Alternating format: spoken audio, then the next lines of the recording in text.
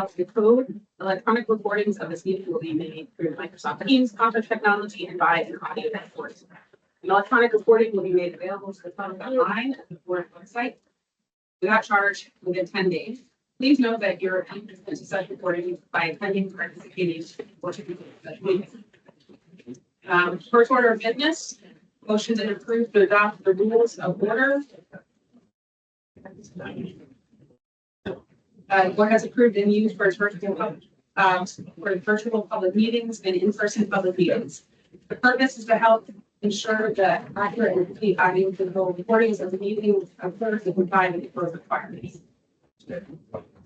First order of business, second order of business is minutes approving minutes of the meeting approved and seconded. Oh, going back to the first order of business. Procedures for the board meeting, approved and seconded. Any discussion? Then call for a vote. Brian? Rashida? Leontine? Approved. Paul? Approved. Angela? Approved. Willie? Approved. Sarah? Carol? Approved. Motion carries. Second order of business is the minutes of the meeting. Approved and seconded. Discussion? Brian? Rashida? Leontine? Paul? Approved. Andrea? Approved. Willie? Approved. Sarah? Carol? Motion carries.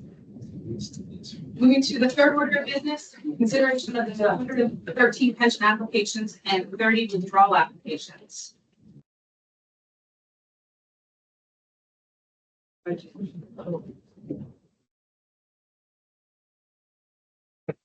Motion to review the motion and seconded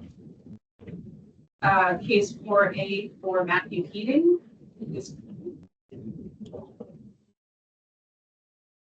Oh, sorry. So, item 3, consideration of the 113 pension applications and 30 withdrawal applications. Motion written and seconded. Discussion. Brian? Rashida?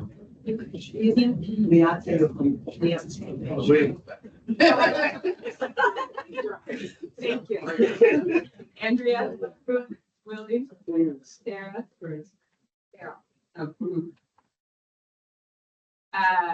So moving on to item 4, a motion carries. Moving on to item 4, application for service connected. Motion and seconded to review the first case. A, Keating.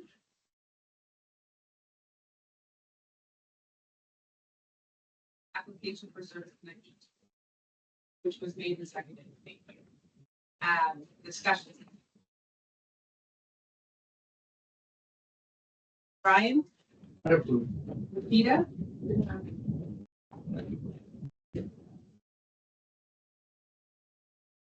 Leon? Paul? Approved. Andrea? Approved. Lily? Approved. Kara? Carol? Motion carries. Motion carries. Application for service connected disability for John Markey III. Motion and seconded. Discussion. Brian? Approved. Rashida? Leontine? Approved. Paul? Approved. Andrea? Approved. Willie? Approved. Sarah? Same. Carol? Approved. 6 with 6 approvals and 1 denial. Motion carries. No, and 1 abstention. Sorry. Sorry about this. 4 approvals, 1 denial, and 1 abstention. Right. Application for service connected disability benefits for Dennis Baker. Properly motion and seconded. Discussion. I'll make a motion. Send this to a hearing panel. In Dr. Hall's report, she uses language that's concerning, like she uses tending to get due to trauma or chronic disease. But she's not sure, it looks like. A partial tear in the tendon attributable to recent trauma. or decline it. And, in Dr. Ahmed's report, he uses language like likely pre-existing. He denied it. So I make a motion to, send this to a hearing. Second. So a motion from Willie, seconded by Brian. Discussion? Hearing none. Brian, the motion to move it to a hearing. Yeah. Rashida? Leah? Paul? Andrew, approved. Willie? Sarah? For me, that already. And Carol. Motion to move it to a hearing panel carries, a vote, 7 for one and 1 denied.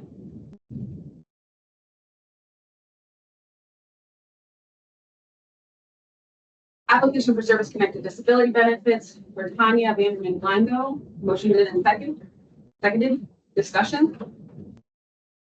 Brian, Rashida, Leah, Approved. Paul, Andrea, approve.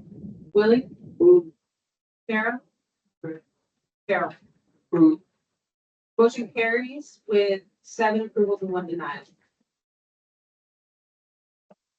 Application for service connected disability for Earl Bonner, properly motioned and seconded. Discussion. Brian, Rashida, Leah, Paul, Andrea, Willie, Sarah, Carol. Motion fails with 8 denied. It's application for service connected disability benefits for Veronica Piquedas.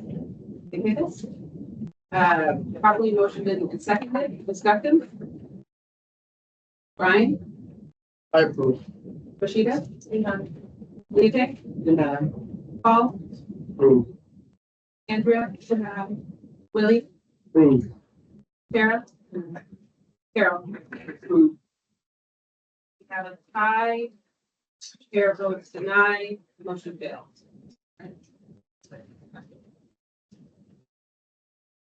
Moving on to case 4G, application for service connected disability for Thomas Fitzpatrick, properly motioned and seconded.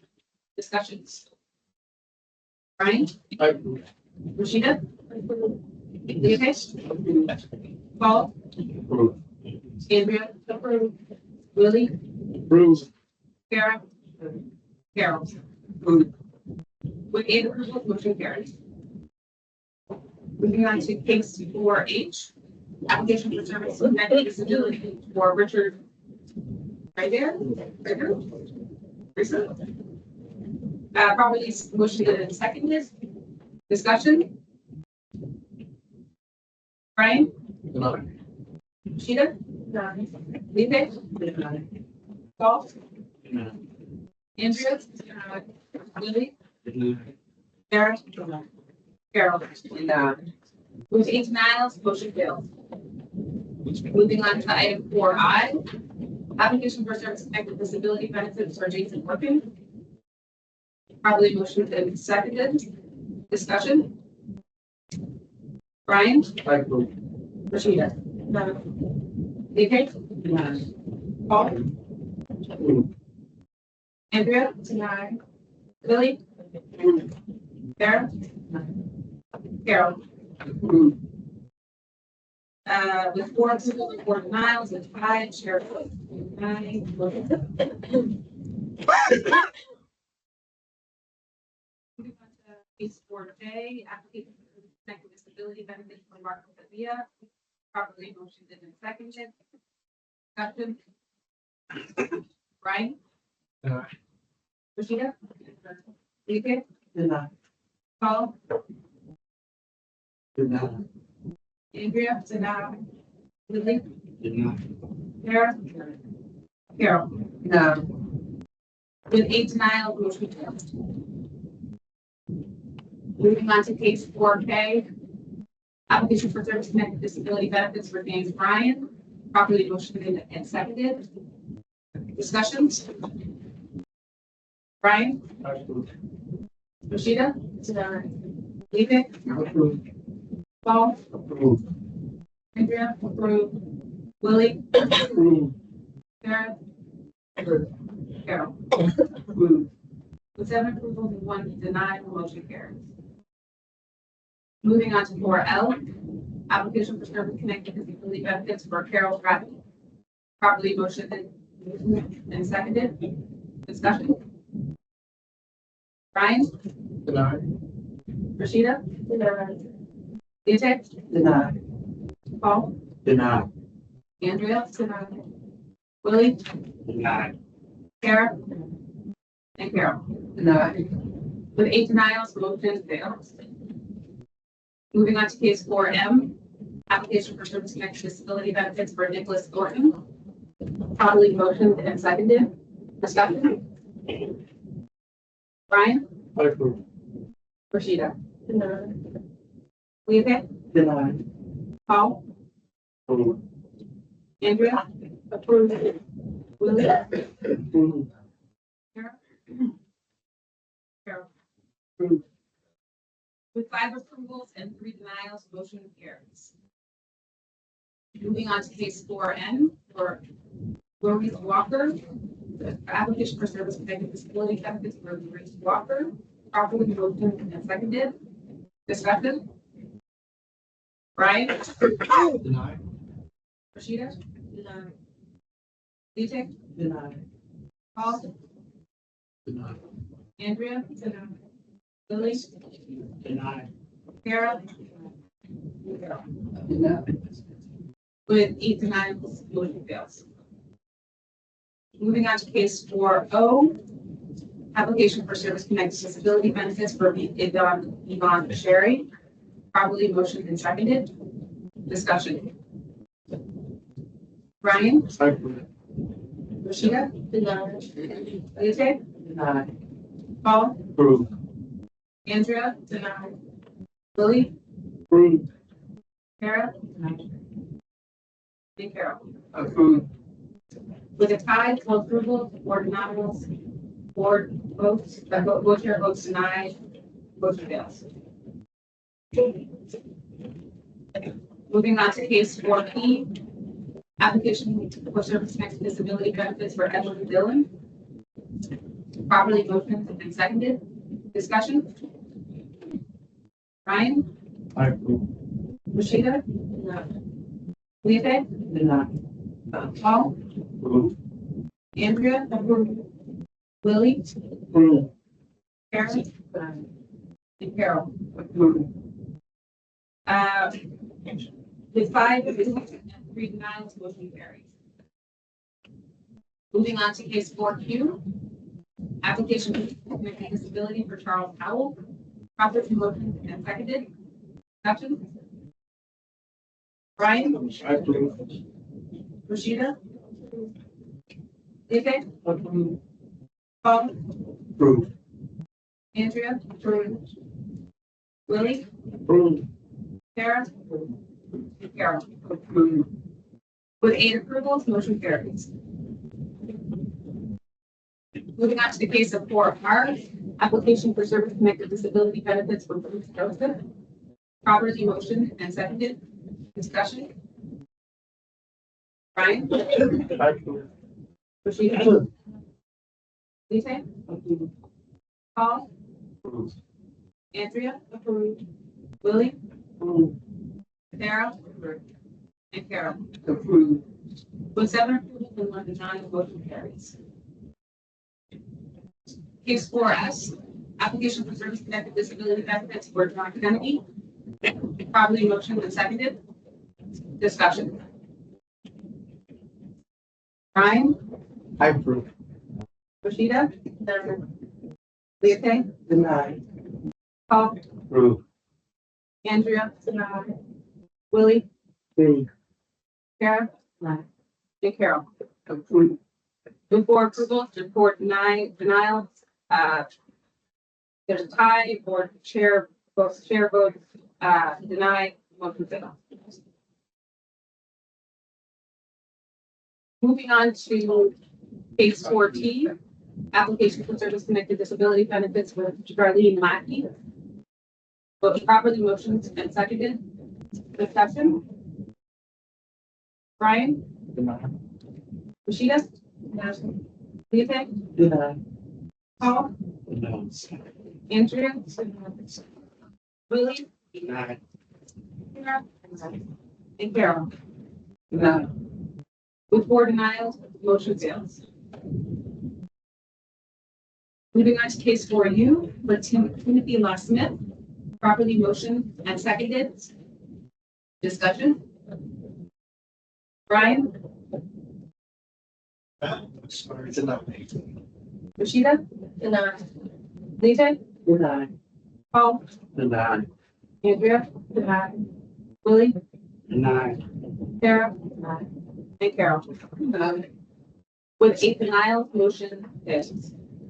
Moving on to case 4B, application for service-connected disability benefits for David Newton, properly motioned and seconded. Discussion. Ryan? Rashida? Lisa? Paul? Andrea? Willie? Sarah? And Carol? With 7 approval and 1 denial, motion carried. And that concludes agenda item 4. Moving on to agenda item 5, business.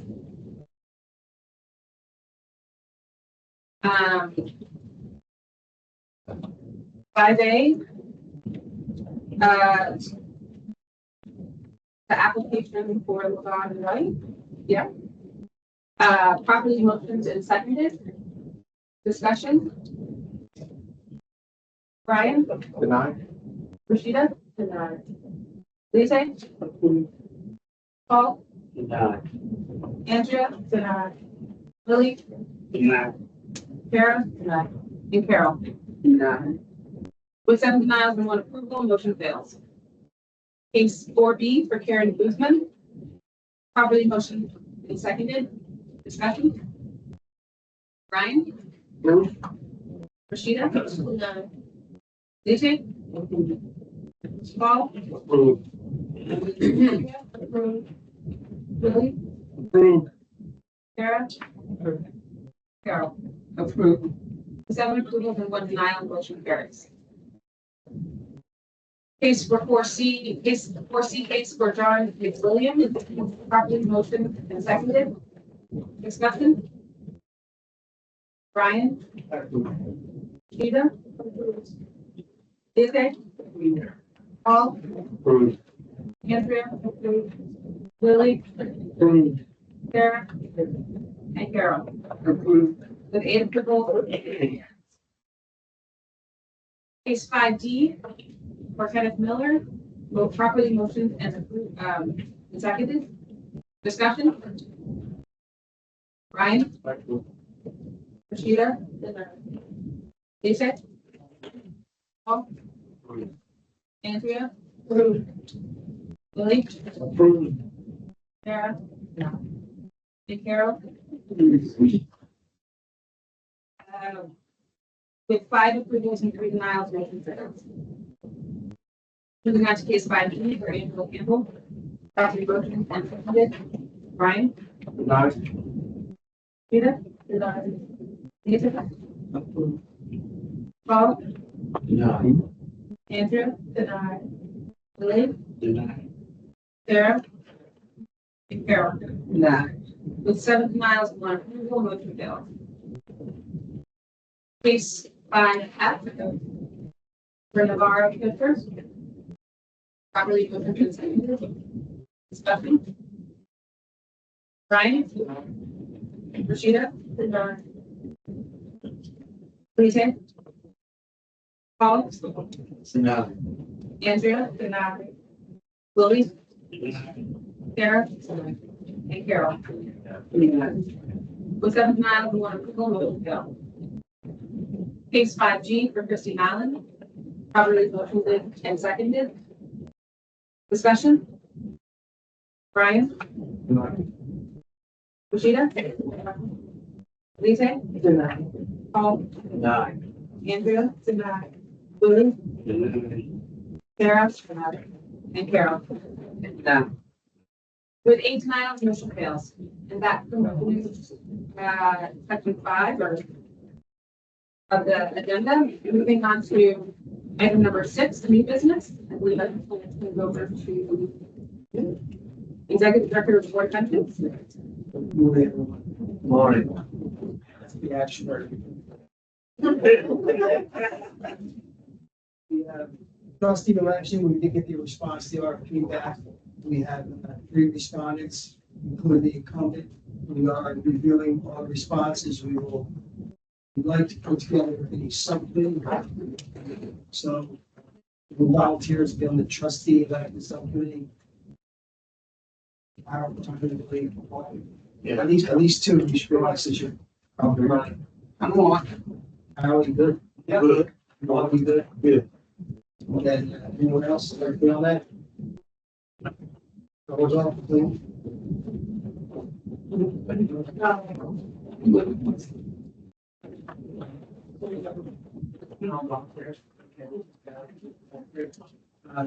Should be pretty straightforward. The legislative subcommittee, we do have a preliminary, list of dates. Josh, will send that out to each of you records. Preliminary, send that out. Election will be September, October, and petition start going to be Tuesday, the middle tail end of the summer. So, Josh will send you the timeline.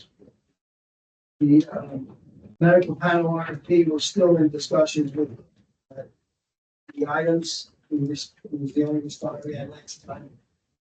Still trying to get the fees down. Or to determine whether they'll be fit. I don't know.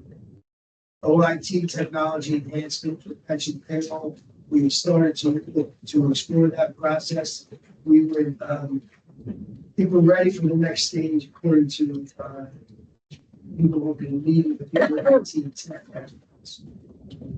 Very early in the process, but we need to, explore enhancing the pension payroll system, something that's compatible with, the city payroll and the city HR systems. That was not the case when we previously looked at the program. So we're looking for something else, and the OIT tech folks can be very helpful in that. Eventually, we would like to have, we'll have a working group with the OIT folks, someone from payroll, someone from HR, and our internal pension experts. We'd also like at least one trustee involved in that. Yeah, Ryan. I would. That's.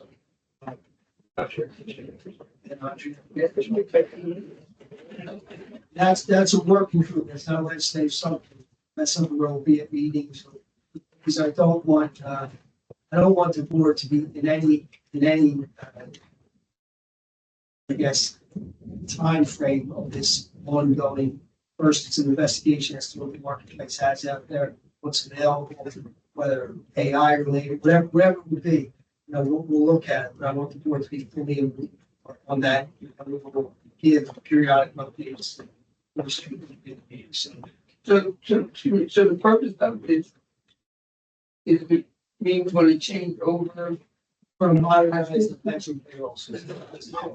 But part of what we've insisted on with OIT is to continue to support the legacy system, at least for a substantial period of time, even after we get the new payroll system. Since those OIT payroll experts that support the system are employed by us, that the Josh and I and Rob, we have a meeting scheduled with the corporate chair of one department concerning with the representation of the city short law department. We'll explore all aspects of that. I want the board to be aware of that. I will report back to them concerning that. I'd like to introduce our newest administrative person, Taisha Wilson. Taisha's there. Taisha, he's in the position that Denise was in before.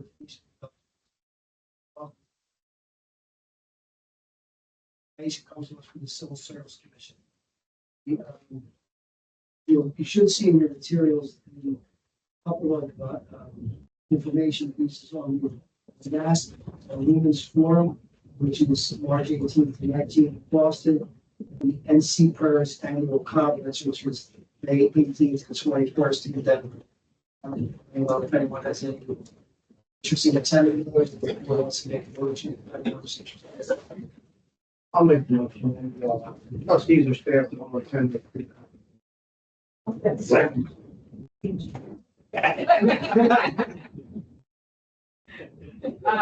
Motion did and properly seconded, discussion. Brian? Rita? Lisa? Paul? Approved. Andrea, approved. Willie? Approved. Sarah? Approved. And Carol? Approved. Just, and this is to. To educate the mass and NC PERS educational conferences. Send to the. Yes. Yes. So the motion was to send, trustees to the NAS and NASPERS. Okay, that's the last one is for. Right, because they just, they community for the annual conference. NC PERS. No, name. No, Okay. that's what we had.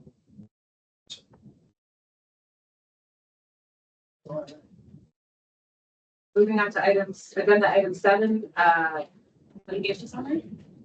The litigation summary speaks for itself, with the number of cases. You guys all have a memo? Any discussion or questions?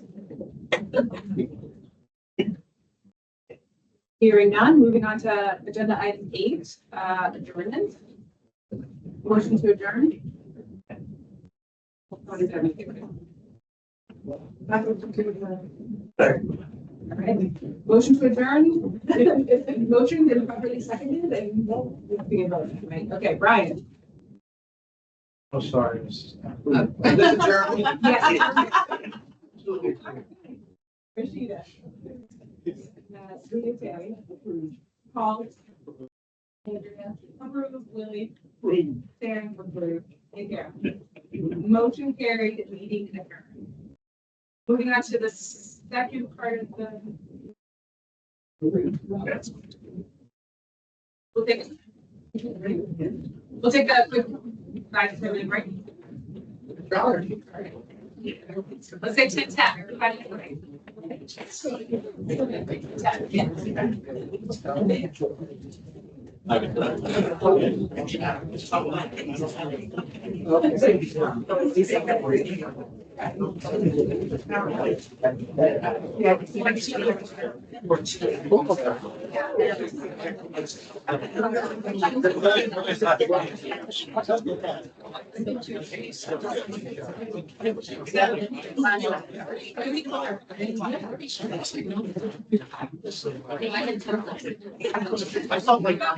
No, they are.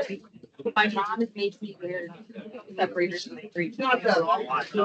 Look at, she's worried about my. I have more than that. Let me know. Worry about.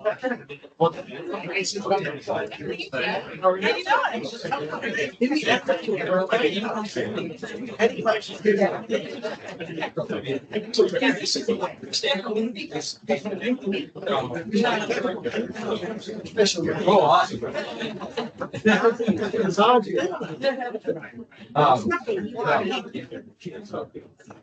Just you can't. Oh, yeah, but it's outside. I was like, they had all fixed. That's like.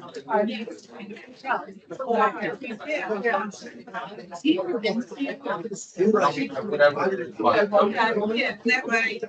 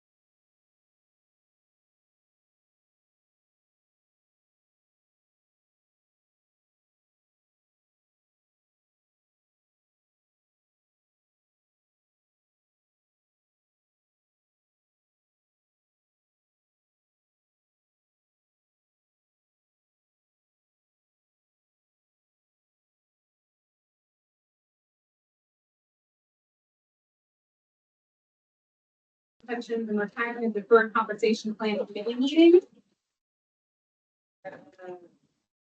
Seconded, taking a voice, vote. A voice, vote. Any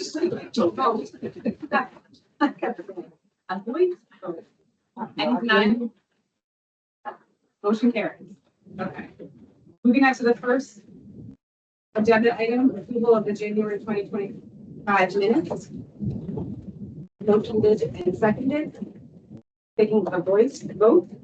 Any denials? Motion carried. Standing. Say shortcut. Sure. Yeah, I like it, I like it. Moving on to the second item. I think I hand this over to. Yeah, I just have two quick announcements before we go through the numbers. Next month, we'll have the fourth quarter, the 2024 mutual fund performance update. And that report. We've also scheduled an education subcommittee for March 25th. That's to go through the department by department satellite that we got.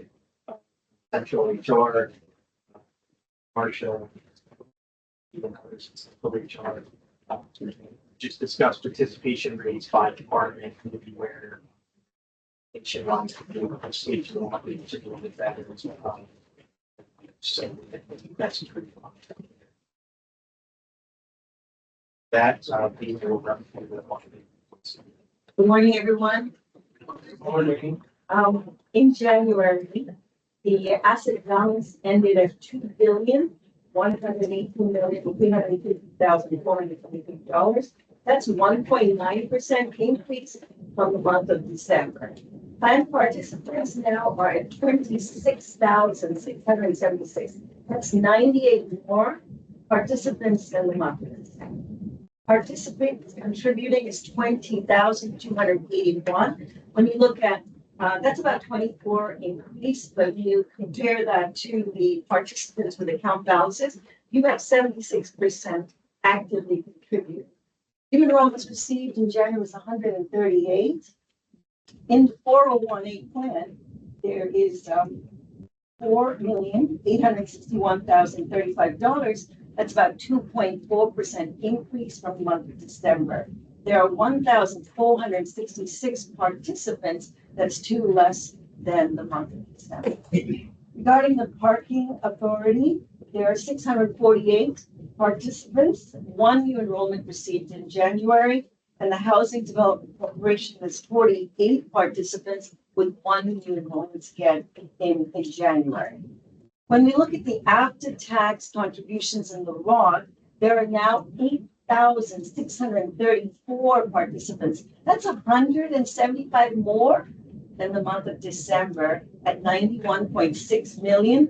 The utilization is 32%. We share with you in the graph chart where the concentration of participants' assets are, as well as the age group. You'll see that 30 to 39, that's about 34% of participants are in the age group that are utilizing the block, most concentrated there. Percentage contributions continue to increase at 2,836 participants. That's 66 more than December and 14% utilization. Call volumes did go down from December, that's normal, at 3,190. And when we look at the online accounts, it's now at 21,195, which is about 79% of participants with account balances have an online account where they can utilize and leverage all the tools and webinars, etc. Any questions for me? If not, Brad, unfortunately, is not here today, so I'll do my best to represent him regarding the team activity report. In January, there's a little typo error in the production summary. Consultations is 210 consultations. If you could just update your notes there. Enrollment by the team was 40, increases 13, rollover dropped 37 at 6.5 million. When you look at the group events and workshops, there were 21. But when you look at the total number of attendees, it's phenomenal and quite significant for the month of January at 1,387. We highlight for you the teams where we did the NEOs at Fire Academy students, as well as DC 33 and crossing guards. But one of the most highest attendee was where we had the FOP retirement seminar on January 29th. As you can see, great turnout. This is the second time that the leadership has, launched this seminar. And I just want to tremendously thank Willie, Ron, Stephanie and Roosevelt for their support in allowing us to present, educate, and help those members that are nearing retirement. Happy to answer any questions. Nothing. Thank you so much. Meeting? Motion to adjourn? Votes void? Denials? Motion carries. Meeting adjourned.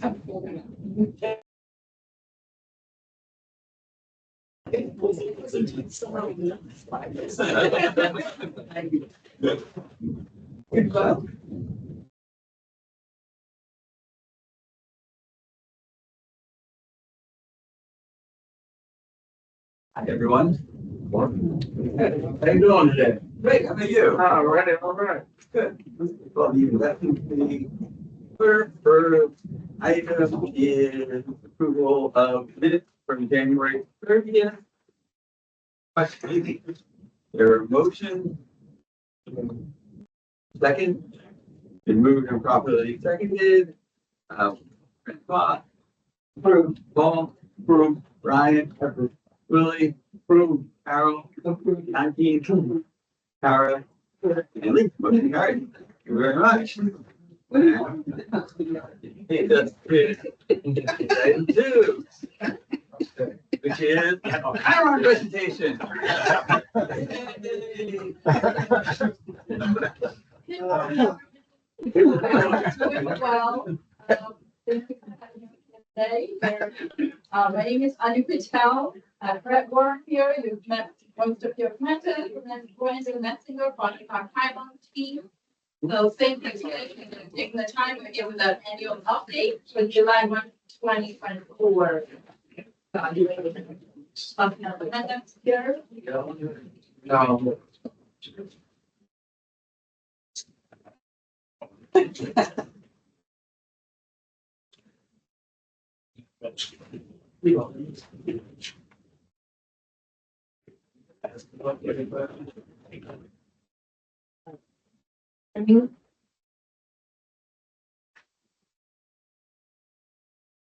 Okay, so our presentation today is very similar to what we've done in the past years. Feel free to ask questions at any time as we go through the material. We'll start with a high-level overview, and then we'll look at historical trends. Because generally, as we present results, the July 1, 2024 evaluation is a snapshot as of that date. But we'll look at historical trends to understand how did we get to where we're at. Then we'll look at where we are this year in comparison from 23 to 24, and then we'll look at future trends to see where we're going to see a bigger picture. So we'll do some stress testing and move to our live model. So high level overview, starting with the assets, the market value of assets, the return year over year was 8.39%. So compare that to our assumption for the prior year was 7.35. So market value of assets did well, increased from 7.8 billion to 8.56 billion. For valuation purposes, we'll use a smooth asset value. So in order to minimize contribution volatility. Just a reminder that that's the 10-year smoothing for funding purposes. The actuarial asset return with the smoothing was 6.29%, and that is lower than the 7.35. And that's primarily because there were historical losses that were in the books still waiting to be recognized. In fact, this year, that loss, the loan books was 178 million last year, and this year we've been able to really chip at it and bring it down to 25 million. So when you compare the market value of assets and the actuarial value, they're about the same, 103%. Actual value went up from 7.98 billion to 8.58 billion. So market value is 8.56 versus actuarial at 8.58 current. So this year there was no additional transfer going into the. On the other side of that equation, actuarial liability. Each year we'll review the liabilities, we'll take the prior year liability and determine what the expected liability would be for the following year based on all of our actuarial assumptions. Then we'll compare that to the actual. So there was a difference where the expected was, the actual was higher than the expected by 100 million, so that was a lot. But when you compare to the $13.1 billion liability, that's 0.8% still within the margins that we would expect. Last year, the board had approved a change in the discount rate assumption, decreasing it from 7.35 to 7.15. So the numbers you'll see today, we've already reflected that change. It resulted anytime the discount rate goes up, the liability, goes down, the liability will go up by 6 billion. Ratio. So this is an amazing story as we look at it historically for this year as well. It's just great progress going from 62.2% to 65.4%. Just so you understand how, what's contributing to this really nice increase in funded ratio. Looking at the prior year ratio, 62.2. Experience losses, we've just seen a big loss on the liability side, a loss on the asset side, that decreased the funded ratio 1.1%. The assumption change in discount rate increased it further by 0.3%. And then the progress in paying down the unfunded, and this is where the discipline of paying in the contributions, not just at the MMO level, but above that at RRP levels. And then member contributions increased contributions, all of this contributed to this really nice increase in funding. So if you look at item 5 here, the progress due to, item 4, the progress due to pay down on unfunded based on MMO, that increased the funded ratio to 7%. And then paying in at RRP higher than the MMO, further increased it 1.2%. And in this past year, the city contributed an extra $95 million, and that also increased it further by 0.7.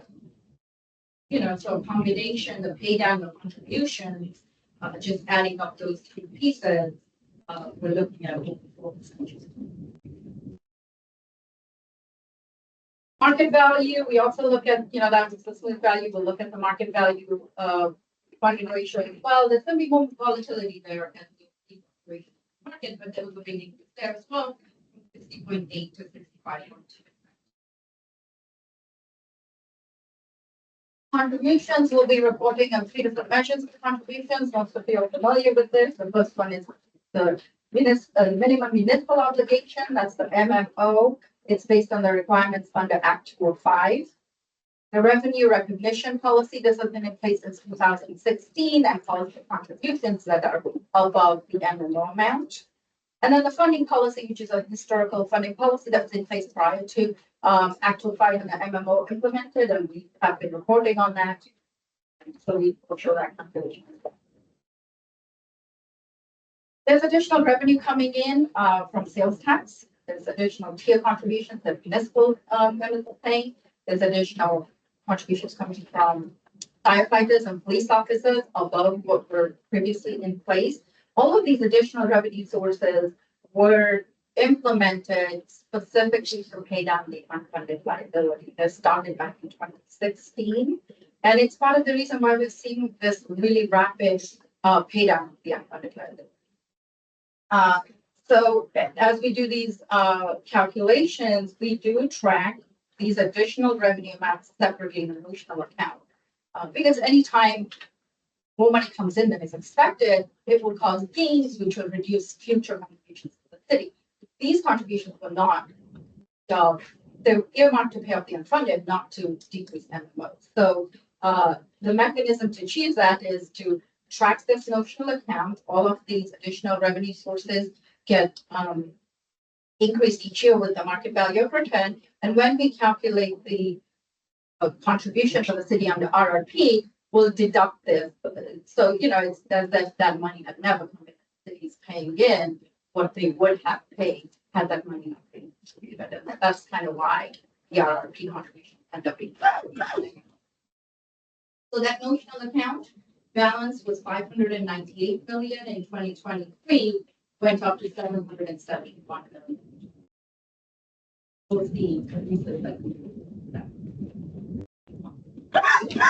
looking at the contributions themselves, just when we do the 2024 valuation, there's a lag in the reporting, so that determines the contribution for fiscal year ending 2026. So for the MMO basis in dollar amounts, the contribution went down pretty slightly from 603 million to 651 million. A different way of looking at contributions also is as percent payroll. And percent payroll also went down from 31.7 to 29. For the RRP, the contribution actually went up from 41 million with fiscal year 2025 to 760 for fiscal year 2026. Looking at it as a percent of payroll, it actually went down because payroll went up more than the RRP. But for 2026, we're still at 34.7% payroll. So for the next few slides, we're going to look at historical trends. All right, so good morning, everyone. Good morning. Always nice to be back here. So before we jump into this group of results, I'd like to kind of walk through a recent history of the plan. Particularly here, we're going to be looking at generally the last 10 years leading up to the 2024 evaluation. The first slide we're taking a look at is just the participation counts of the plan. Breaking this into various groups, active members in blue, those currently working, drought members in that deferred retirement program, that's a small pink sliver. TVs, those are deferred vested members entitled to future benefits that are not currently working in the system. And then the largest portion is the retirees.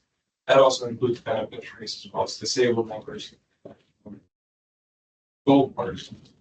How does that ratio compare to the industry average? So we do have that on a later slide, but we will show you that, kind of that ratio on top, which is that inactive to active ratio. The one thing a little bit unique about this system is that it's the same number it was in 2015 as it was in 2020, 1.29.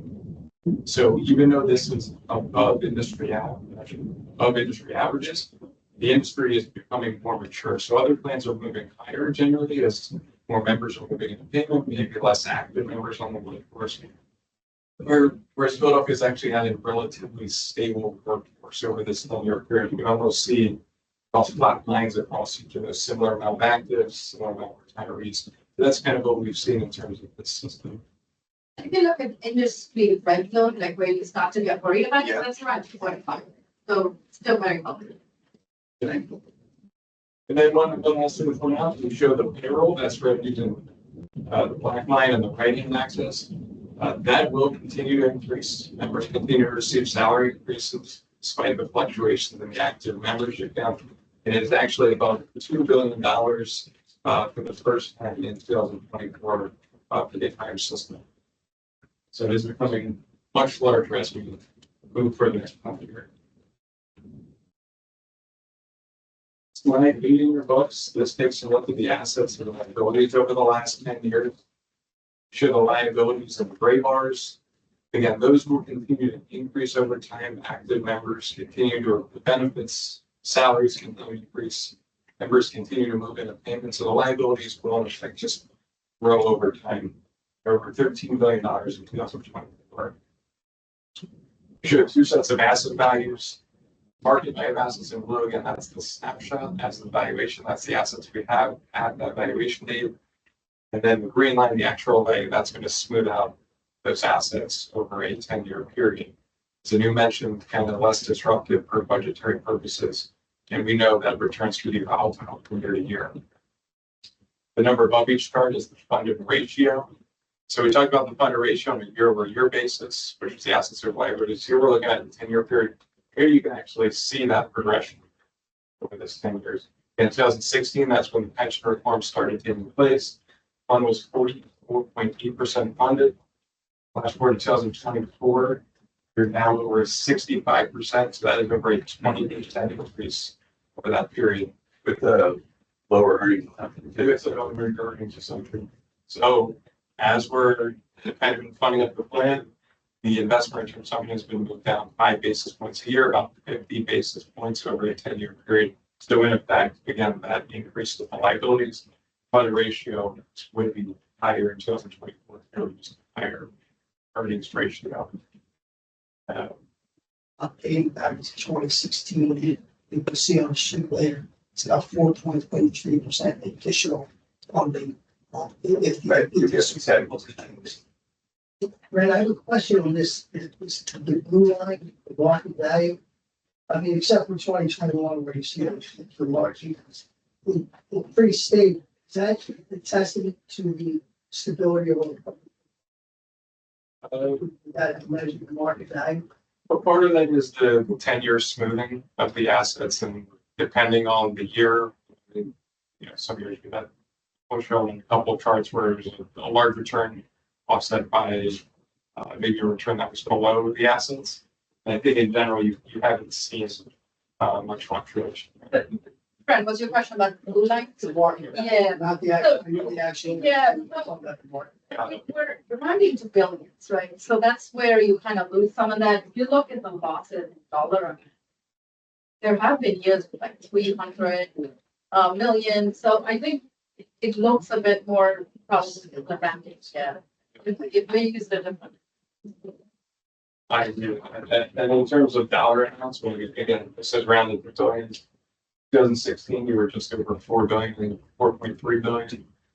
So it's actually double the asset value of that 8-year period. It's now $8.6 billion. So I think as you pointed out, Thanks, Chris. we are rounding. When you show it in the here, the fluctuations don't show up as much. And this is such a powerful chart to see that increase, like the trends, to see the market trends finally going up as the liabilities are going up and moving, the assets moving faster than the liabilities. You expand this even wider. The last time the city was around this ratio, about 63%, was in 2003. So it's been a long time, but the rapid increase has really been the last 10. Really from 2016. It's not really. Just worth noting, because I was talking about the industry trends. Plans during other public plans in this period have generally been about stable, moved up about maybe 0 to 5%. So in the same period where this plan has moved up 20%, you've kind of seen about 3 to 5% on the national average. So it's a significant difference than what we're seeing a lot of other plans. Do you know any other client who's seen that type of increase? Not funds of this size. You're not seeing a lot of as much as plans become more mature and large. When we're talking about billions of dollars, it's a lot harder to move the needle from year to year. It takes a lot of effort from a lot of different. We're now 8 years out in the reforms. Last year, 7 years, looking at the national, state and local pension plans, where the average is about 2.7%. That's versus our roughly 20%. It's dramatic. What was the time frame? You said national average is 3 to 5% over what period? From 16, so kind of when the reform started. So maybe 3 to 4, depending on what you're looking at. So we're looking at about 2.7. That's versus 20.6. Right. So slide 9, this does tie in the fund ratio and how we've been able to improve that. This takes a look at the cash flows. Generally used to be a very significant risk for this plan. For cash flows, we're talking about contributions that are coming in. Those are in green. Benefits and expenses in red, that's money coming out of the system. The gold bars are the net flow or the difference between those contributions and medical expenses. And then the line I wanted to focus on here is the net cash flow as a percent of market value. That's the black line. That's for using the right hand access. So if you flash forward back to 2015, you can see that black line. If you work that way across, about negative 5%. Historically, if you go back another 10, 15 years, which we'll show later, the plan was basically between -4% and -5%. So what that means is each year you need about 4 or 5% just to cover that negative. So 4 or 5% earnings to meet that negative cash flow. So it really hindered the growth of the assets because you're essentially using the returns to meet the negative cash flow. The assets kind of flatten out over that period. Obviously, the reforms came in, and here we see the net cash flow has been generally net neutral over the last 7 years. And what that allows the plan to do is, instead of using those investment returns to meet those negative cash flows, that's able to go right in the system and build up the assets. And what we're not showing here, but those contributions that come in are then able to earn earnings. So it's compounded over time. That's not necessarily represented in this chart, but you can see that that's where that significant risk that was on the table is kind of decreased over time. We do expect the net cash flow to remain relatively flat, assuming the city can continue to contribute on the RRP until the plan becomes fully funded.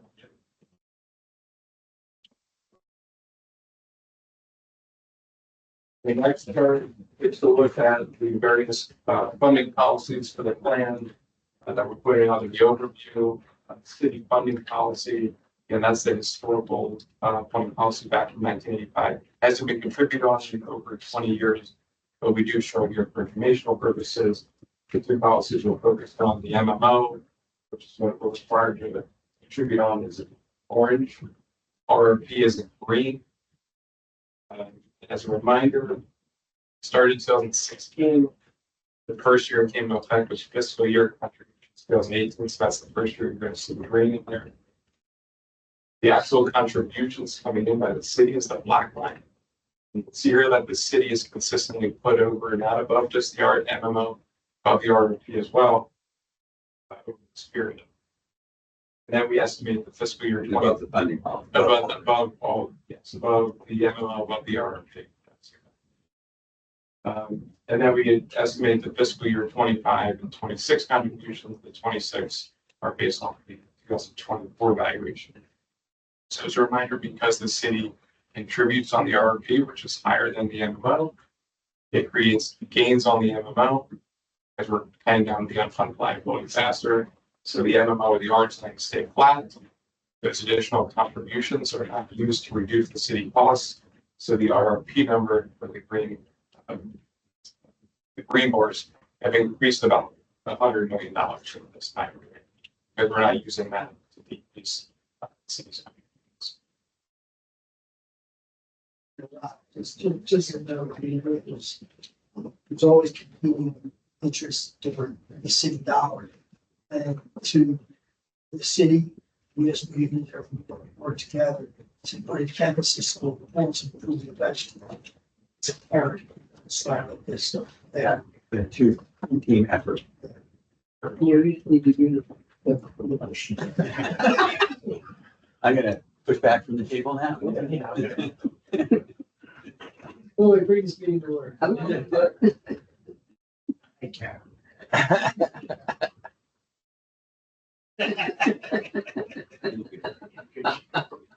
Here's a visual of those contributions breaking out in various sources. So this can kind of give you an idea of where the money's coming from.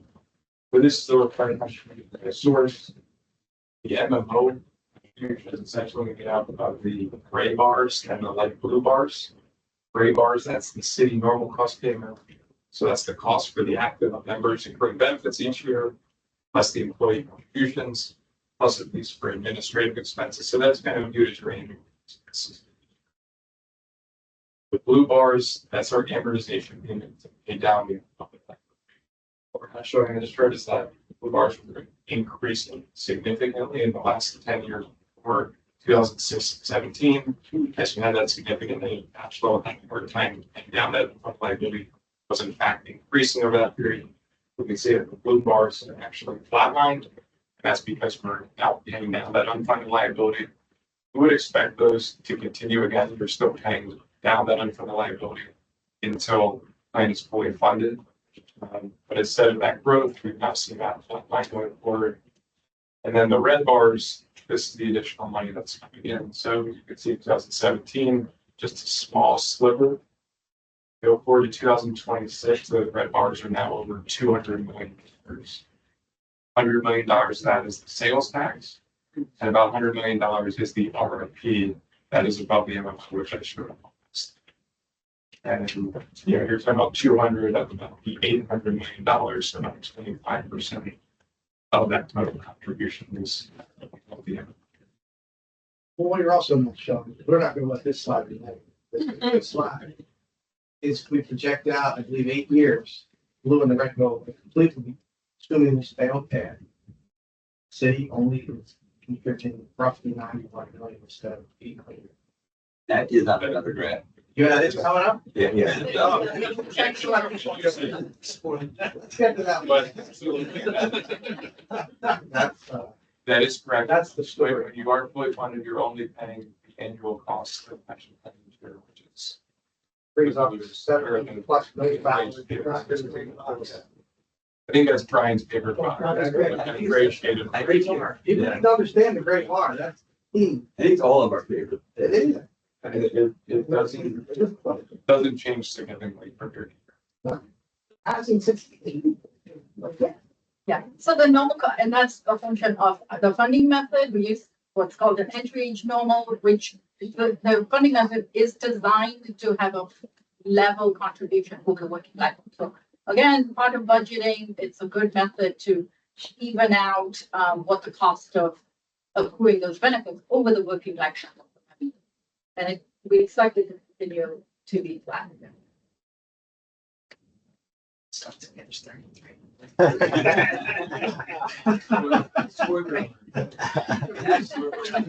That's when we get to the really fun part, when we get there. But we'll be there in a couple of hours.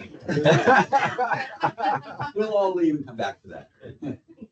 So that wraps up historical review. Next section is identification and assessment of risk, which we always like to always risk pension plans even as we're improving our fund ratio. We're talking about investment return. This is on the assets. Returns are going to be different than expected. Two bottom parts are related to the liabilities. That assumption changes that's related to discount rate. The investment return assumption changes, as well as experience studies that we feel there's change the future assumptions or future assumptions for evaluations. Those get implemented when we change those, and then our annual demographic experience is generating a longevity and other demographic risk changes in line with focus from you. So we got the assets and the liabilities. We kind of focusing here on the chart. You mess with this. There was a study that said if we stuck to the ROP, even if we had bad investment years, we'd still make progress toward still be increasing our funding.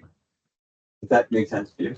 Yeah, and we've seen that. I mean, I think 3 or so years ago, we had about a negative, your quoted maybe negative 5 to 10% return. Yeah. We still saw funding progress.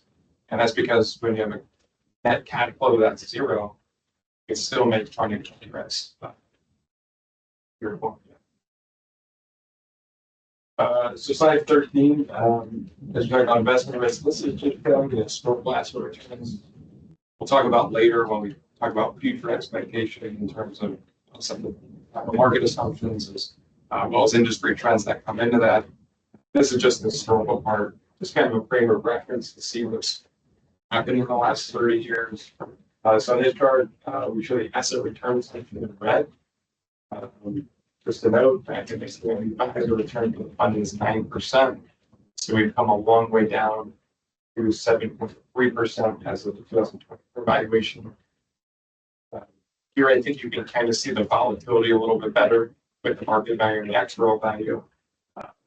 We're not doing in billions. But the market value and return in blue You see that varies quite a bit for here, as low as negative 20%. 2009, up about 30% to 2021. So the again, we smooth that out over a 10-year period because we know that volatility is going to happen.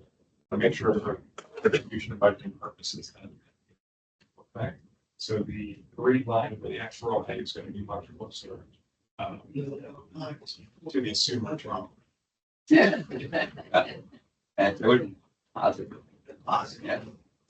And you can actually very clearly see that with the last 5 to 6 years, where the blue line is dotted all over the place.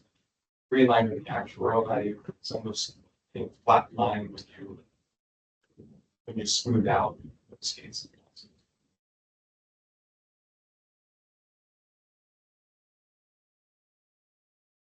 14, the 13 was the assets, 14 is the liabilities.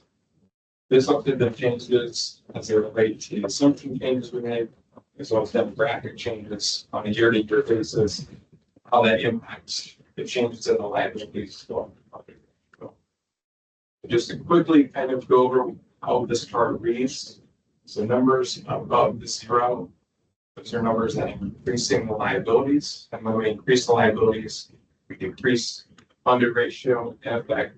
So the 2004 plus 2024, for example, liability loss as well as the assumption change for the discount rate, we lower the funded ratio by about 8%. So we've seen in this chart, the assumption changes in green every year, minus decrease the assumed rate of return 5 basis points each year. So that's where it represents there, as well as experience studies we did with this time. The liability experience, that's something we monitor on an annual basis. We do experience studies that we're required to do for the city every 4 years. Prior to 2000, those blue bars were relatively small and magnitude. Since 2000, we've seen some fluctuations. A lot of that is generally due to COVID experience. Particularly in the last 2 years, that we'll talk about higher retirements, higher disabilities. We've seen more people kind of move out the door. It's not 3-year period, experience some losses. Inflationary increases, salaries have been higher than expected. Again, that's great for members. Does have a little bit of a loss in the system. Of course, we're now projecting higher benefits. So that's kind of what we've seen in recent years, kind of the big picture of what's the Slide 15. This is generally one of my favorite charts to kind of put everything we talked about together on one chart. That's where we kind of take those material risks, bind them together, and see how the changes in unfunded liability has changed over the last 10 years. So here we show the various sources of assets, liabilities, the funded changes. And the blue line is the net change. Where is the unfunded liability going from? 2015 to 2017, that blue line was above 0, so the unfunded liability was increasing. And that ties into that. There was a negative cash flow between 2015 and 2017, weighing down on the fund. We're still kind of recognizing some of the investment losses from the 2009 financial crisis we had over a 10-year period. Since 2017, reforms came in. Actually, the liability is going down every single year for the last 7 years. The 2 big pieces for that is the pay down unfunded liability, those are the red bars.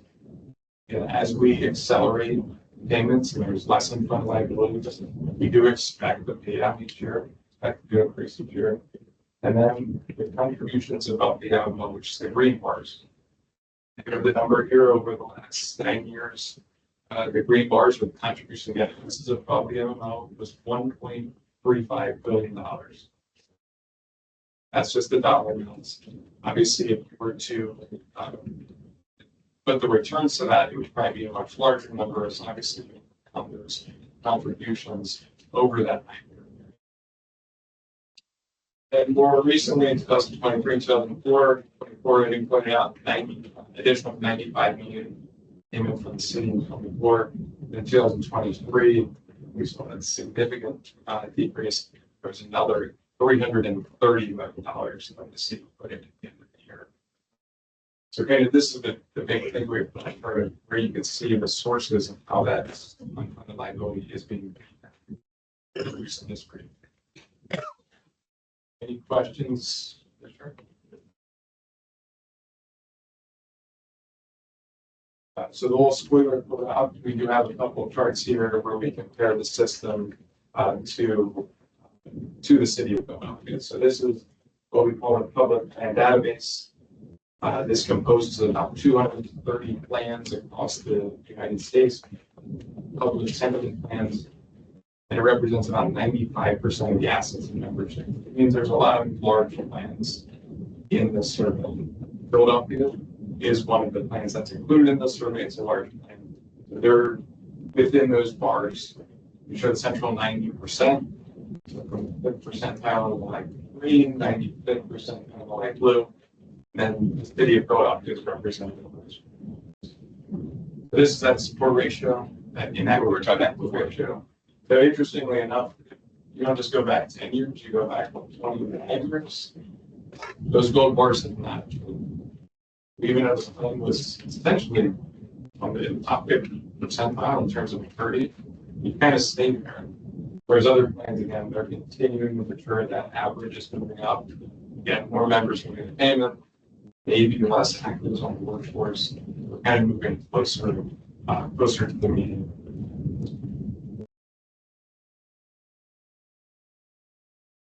Second slide, we're going to show the net cap flow.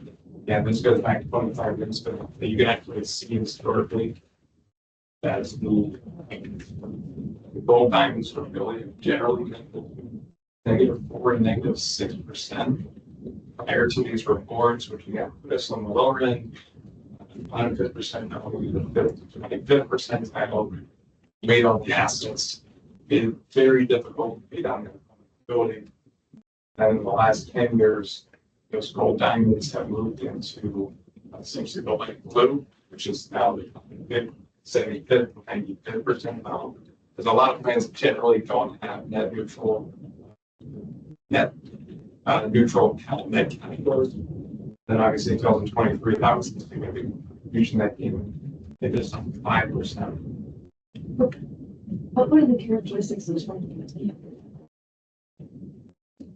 We were repaying in 2008, 2009, we needed deferral part of our payment, and then we paid it back in interest. So that's, yeah. Yeah, so just to note, Just because it pops out of you. Yeah. yeah, so 2010 was the deferral, 2013 was the repayment. And then 2004, just In 2010, though, that was weird because all the other years before. 2004 was a PA after.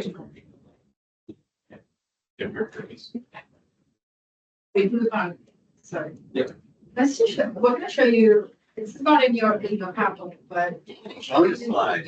You don't always get this. I know. When we were in Many of what we're the, when we were in talking the 40s, we didn't get bonus slides. about. We're looking at. So you're comparing, actually funded ratio, with the others in the database. So we're looking here at the ACA funded ratio. And again, 28 is true. And you can see back here, 2001, pretty good shape.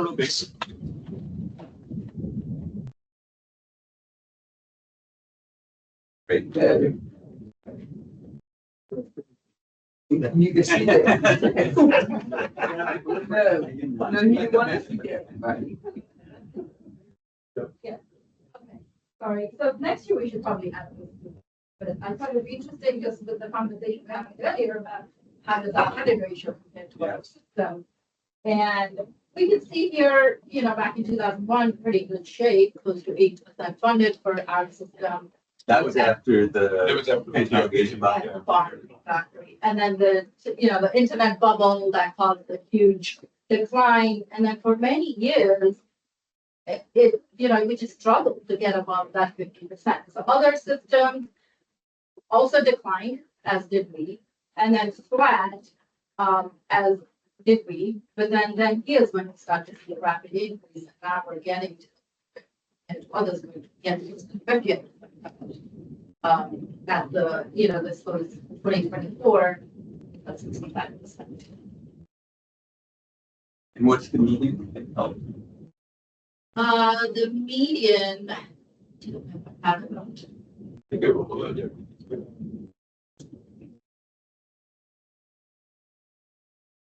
I think it's 76, 77%. I'm more. so, jump ahead, it's about here, it could be on the median.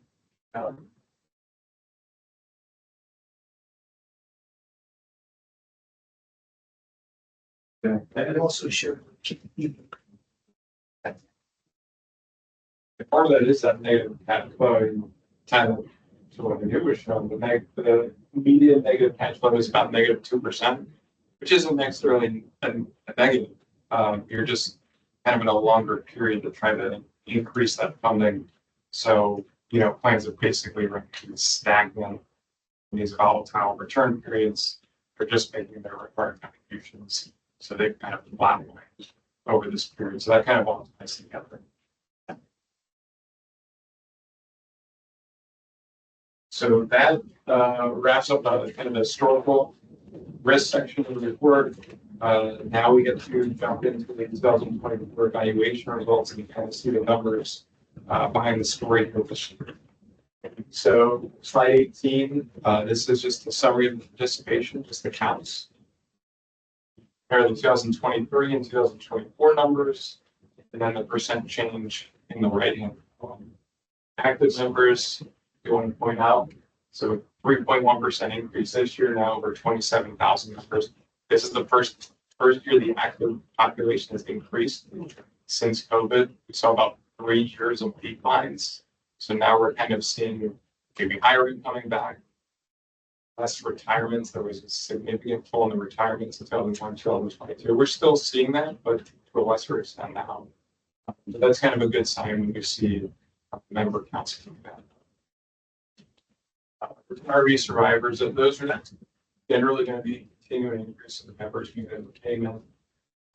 25% increase for retirees, 6% increase for survivors, about the same. Slight decrease for single members, 0.7%, but you're still kind of in the same ballpark where you were last year.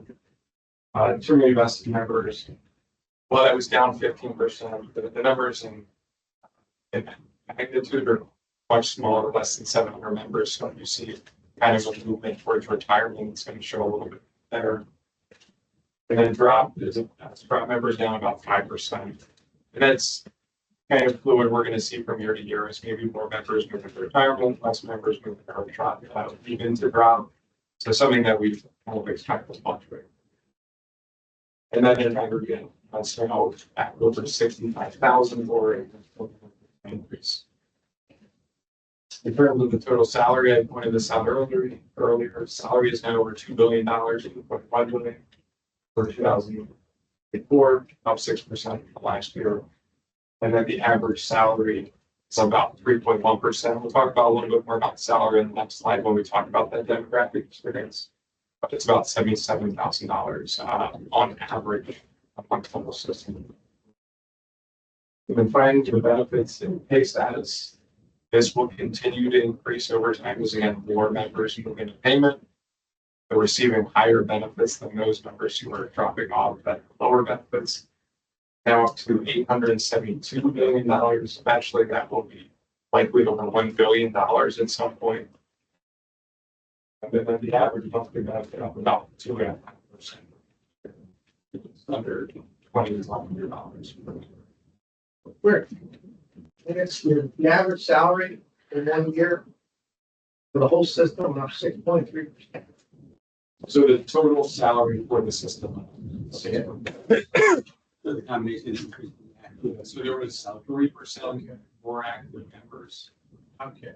So when you look at the average, it was average about 3%. When you look at the average salary, Look, yeah, so that makes sense. So 3% increase for total population, 3% increase for the average salaries gets you to the 6%. Yep.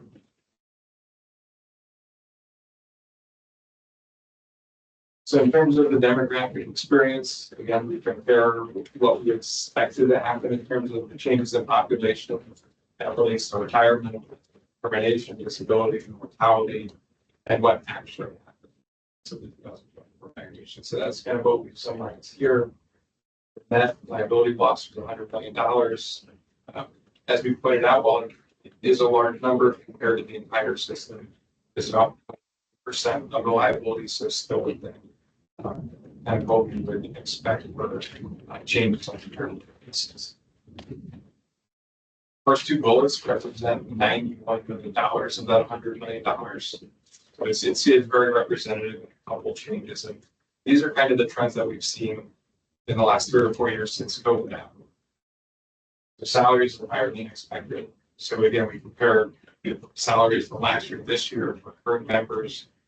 We expected about a 4.8% increase. Again, these are continuing active members, not new members. What we saw was about 6.4%. Again, salaries continue to increase higher than expected. Not unusual. We've continue to see losses, trying to keep up with addition, trying to keep up with inflation. So that's kind of been somewhat expected. Decrement's different than expected. This is 44 million. We broke that down into buckets. Two big pieces here is new transitional participants. That's generally related to disabilities that we've seen. We've seen kind of an uptick in disabilities, primarily service-connected disabilities. So that's kind of what we're seeing in that piece. And then the second piece is retirements. So even though we're seeing less retirements than we were seeing at the beginning of COVID, we are still seeing more retirements than expected. That was about $15 million of that. The last few buckets are much smaller.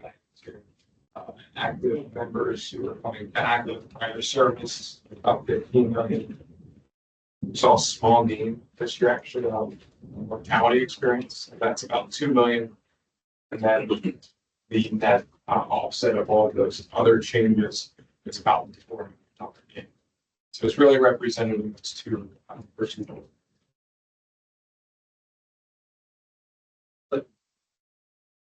So that's the liability side. Now we're going to look at financial side. And so to go back to, Sure.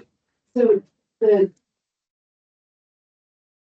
new active participant or participant prepared to active status. I was just reading all these policies. So we see a lot of active members who maybe take a leave, they don't show up, they come back the next year, and their 7 or 8 years of service comes back. So that's kind of what's represented in that bucket. And the correctional officers, are likely that we have quite a few that are coming back. That be shows next year. Yeah. But when they come back, they pension stop. Right? So these are active members who have not retired. They have 6, 7, 8 years of service, and then they come back to work. They still get that service. That they left. Leave the pensions. Yeah. Pick up the. They might not get the pension, but yes, that's one question. They did not retire. They're not vested, 7 years of service, they're not vested, they're not getting. So when they come back. Building the come back, liability. right? Yeah. So it increases their liability. Future life. Yeah.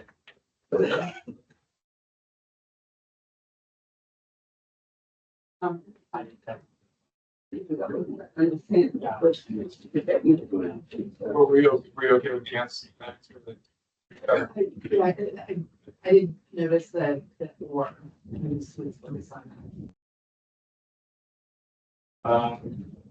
So then on the financial side or the asset side of it, talked about some of the numbers before, just putting it on for summary, 8.39% market value. So 2 years in a row now, we've had a market return over 8%.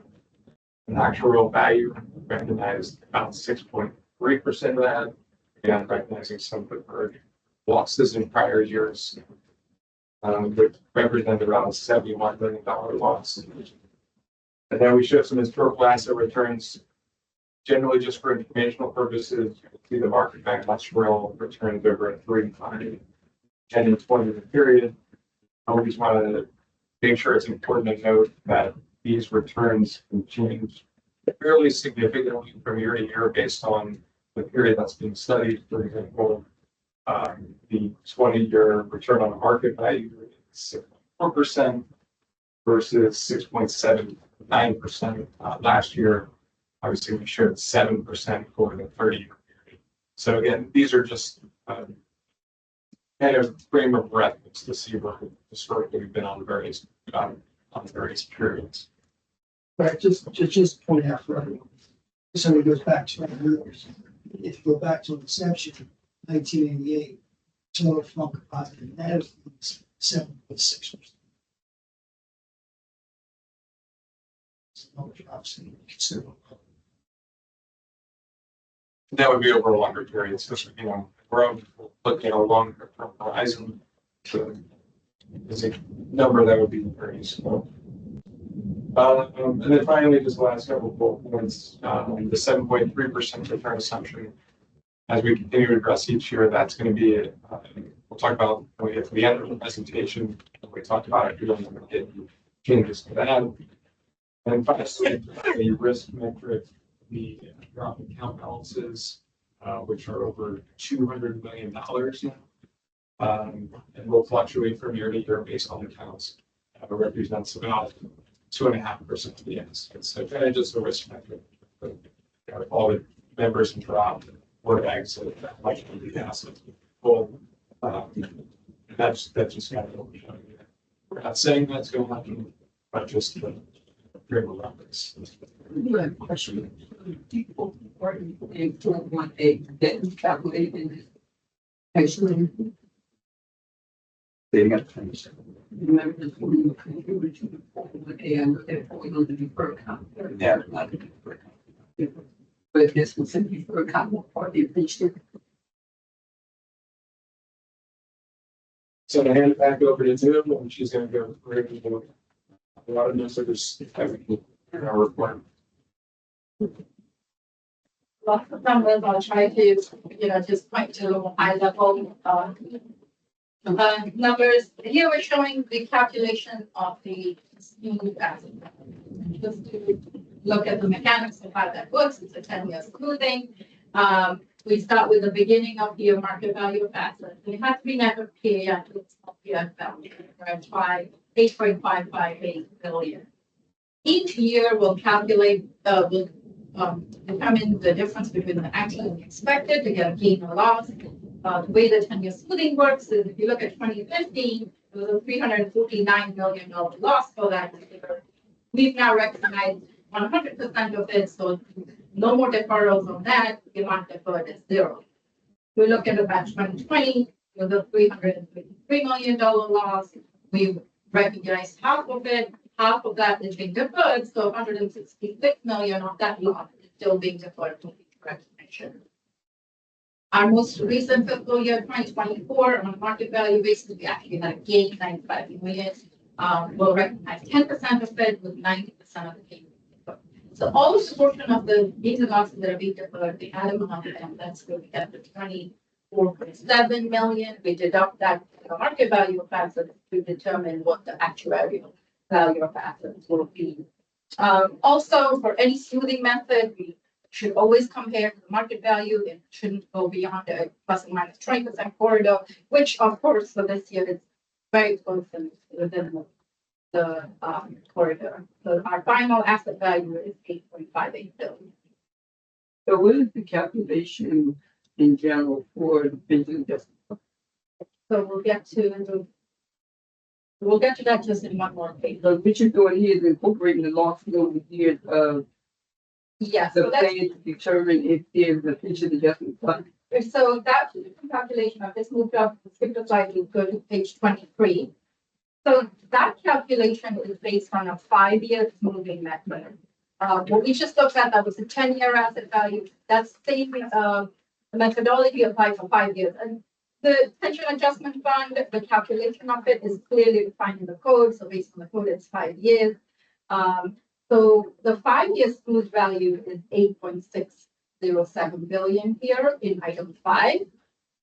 And the return on assets for this past year on a 5-year smooth is 7.11%, which is No clue. which is lower. It has to be Yeah, 100 basis yeah. points above the assumption. So really, the comparison the hurdle rate you have to meet is 8.35 actually. Oh, Yeah. So we were not even close to that, which is why there was no transfer this year. And part of it is because there are historical losses that are being recognized, and now that we're getting to the point of the gains, you know, depending on how we do that, we may have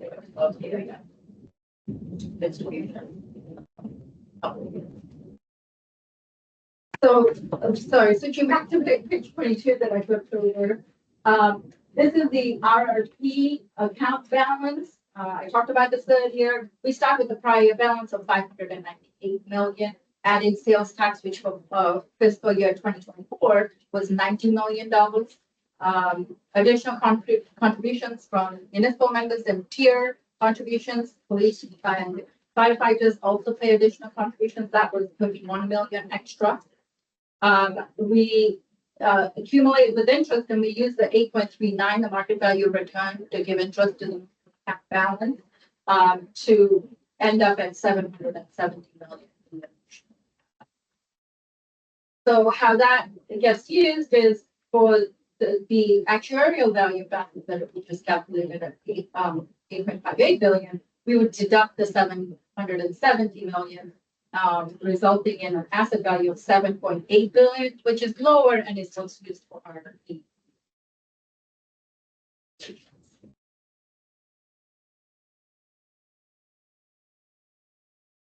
The key results here on comparison from 2023 to 2024, both snapshot based for the July 1.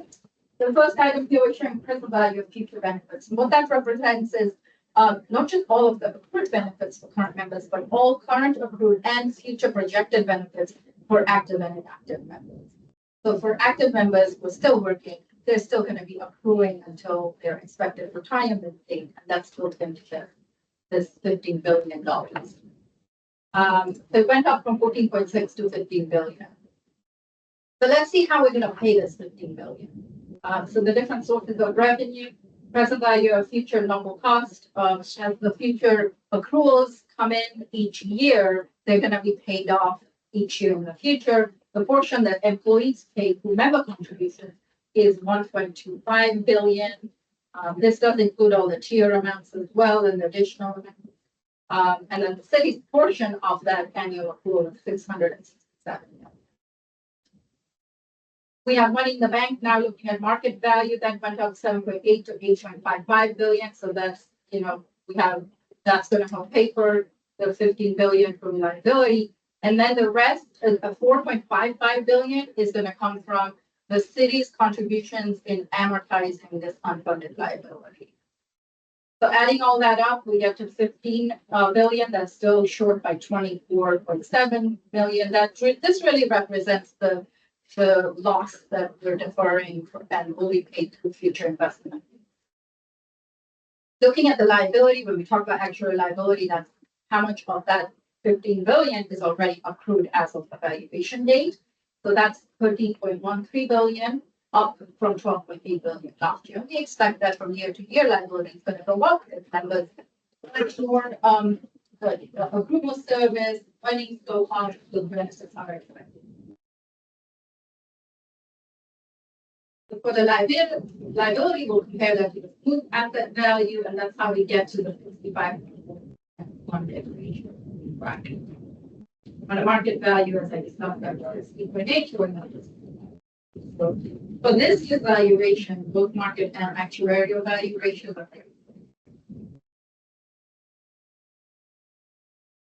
This is the total green off summary and reconciliation from beginning of year to end of year. So I'll just go down each column for liabilities. We'll start with the beginning of year liabilities, 4.8 billion, adding the annual accrual cost, that's called the normal cost. We deduct the benefits that are paid out. And if we roll it forward with interest, we expect the liability to be 12.9 billion. But actually it ended up being 13.07. So that's where we have a liability of 100 million. The assumption change discount rate of 5 basis points adds another 51 million. end up with our current actuary liability. Similarly, on the assets, starting with 7.979 billion, we added all the contributions, the city pays for the agency, the member contribution, all of these help pay, increase the assets and help pay down the unfunded liability. Deduct, the cash flows that was used for benefit payments and administrative expenses. Based on expected interest, the expected value to be 8.6 billion compared to the actual value that was calculated of 8.58 billion. So the actuarial value is 7.1 billion. In aggregate, the unfunded went down from 4.8 billion to 4.55 billion. We had 171 million loss that gets amortized over 20 years, and then $61 million liability assumption change based that gets amortized 15 years. Any funding policy has three key components: normal costs and administrative expenses. That's the annual cost of benefit accrual. We're showing fiscal year 2025 is based on 2023 valuation. We show these in dollar amounts as well as the percent of pay. So the normal cost went up from 209 to 220 million as members are paying more, and we just saw that salaries generally with continuing actives were higher than expected. This is the total normal cost. Members portion, the contributions the member pay offsets the total normal cost. So employee contributions will reduce that by 94 million. Additional employee contributions will further reduce that to 74 million, resulting in the city's portion of the normal cost of 91 million. This is on the MMO.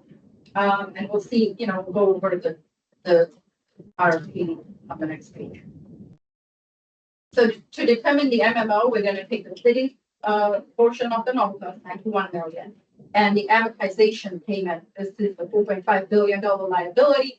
It's being amortized to pay it off based on the schedules that have already been set up. That results in a $5.68 million amortization payment for a total of $651 million MMO. As a percent of pay, that's 29%. And as you can see, the bulk of that, the 25% is coming from amortization. Our P is similar. We have normal cost is the same as the prior page. Member contributions will reduce that.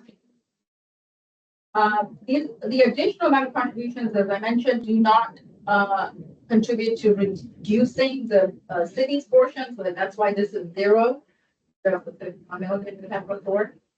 And so now the city is paying 125 million, and the amortization is also higher than it was 560 going up to 654 because we have a different schedule and we have an asset value that's without the so that's a higher. This mechanism that results in a higher contribution. So the RP will go up from 741 to 750 at 34.72%.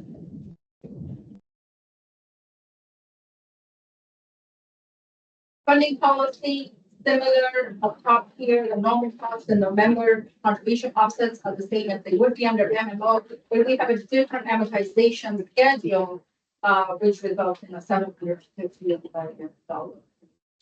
The RRP is now a little larger than the funding policy.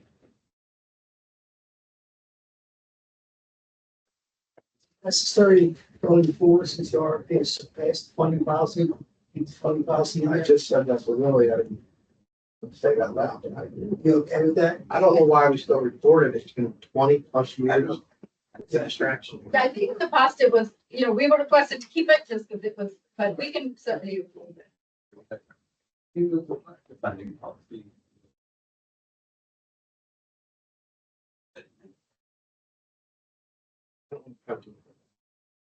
Hey.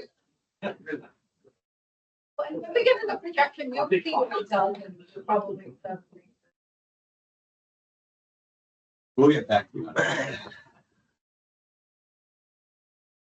So discount rates, this is a discussion we have each year with the board. The plan in place has been to make incremental changes and reducing the discount rate.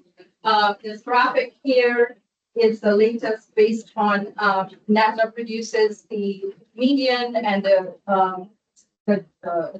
distribution of the discount rate since 2001. So the way this works is this is the distribution of the rates in 2001. As you can see, there was some fund above with the 8.5% up top. The median was 8%, that's the blue, but the line is the median, but the bulk of the systems were at 8%, 2001. After the 2009 financial crisis, we've seen a rapid trend in decreasing the discount rate across the country. That's where we're now seeing that when you look at 2024, majority of the plans are actually at 7%. The median is 7%. There are some systems that are going even below system top, and some who are still at 7.5. And we are here at 7.3%. It used to be, I mean, years ago, when we looked at this chart, we weren't even on the chart. So I we've gotten ourselves into high portion that's still working the chart. So we're making progress compared to other towns. Yeah. On this chart, we talk about this chart. We look at, Yeah.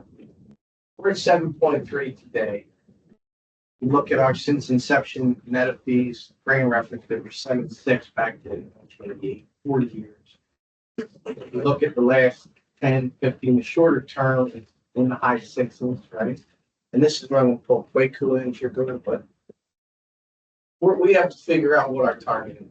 We've had internal discussions. I'm not going to make that decision, but I'd like your opinion of what should the target rate be for us. Because if you go too low, all this work is sort of senseless, right? We have Quaku's group, we have the consultants, we have staff, we have access to very complex investment vehicles, right?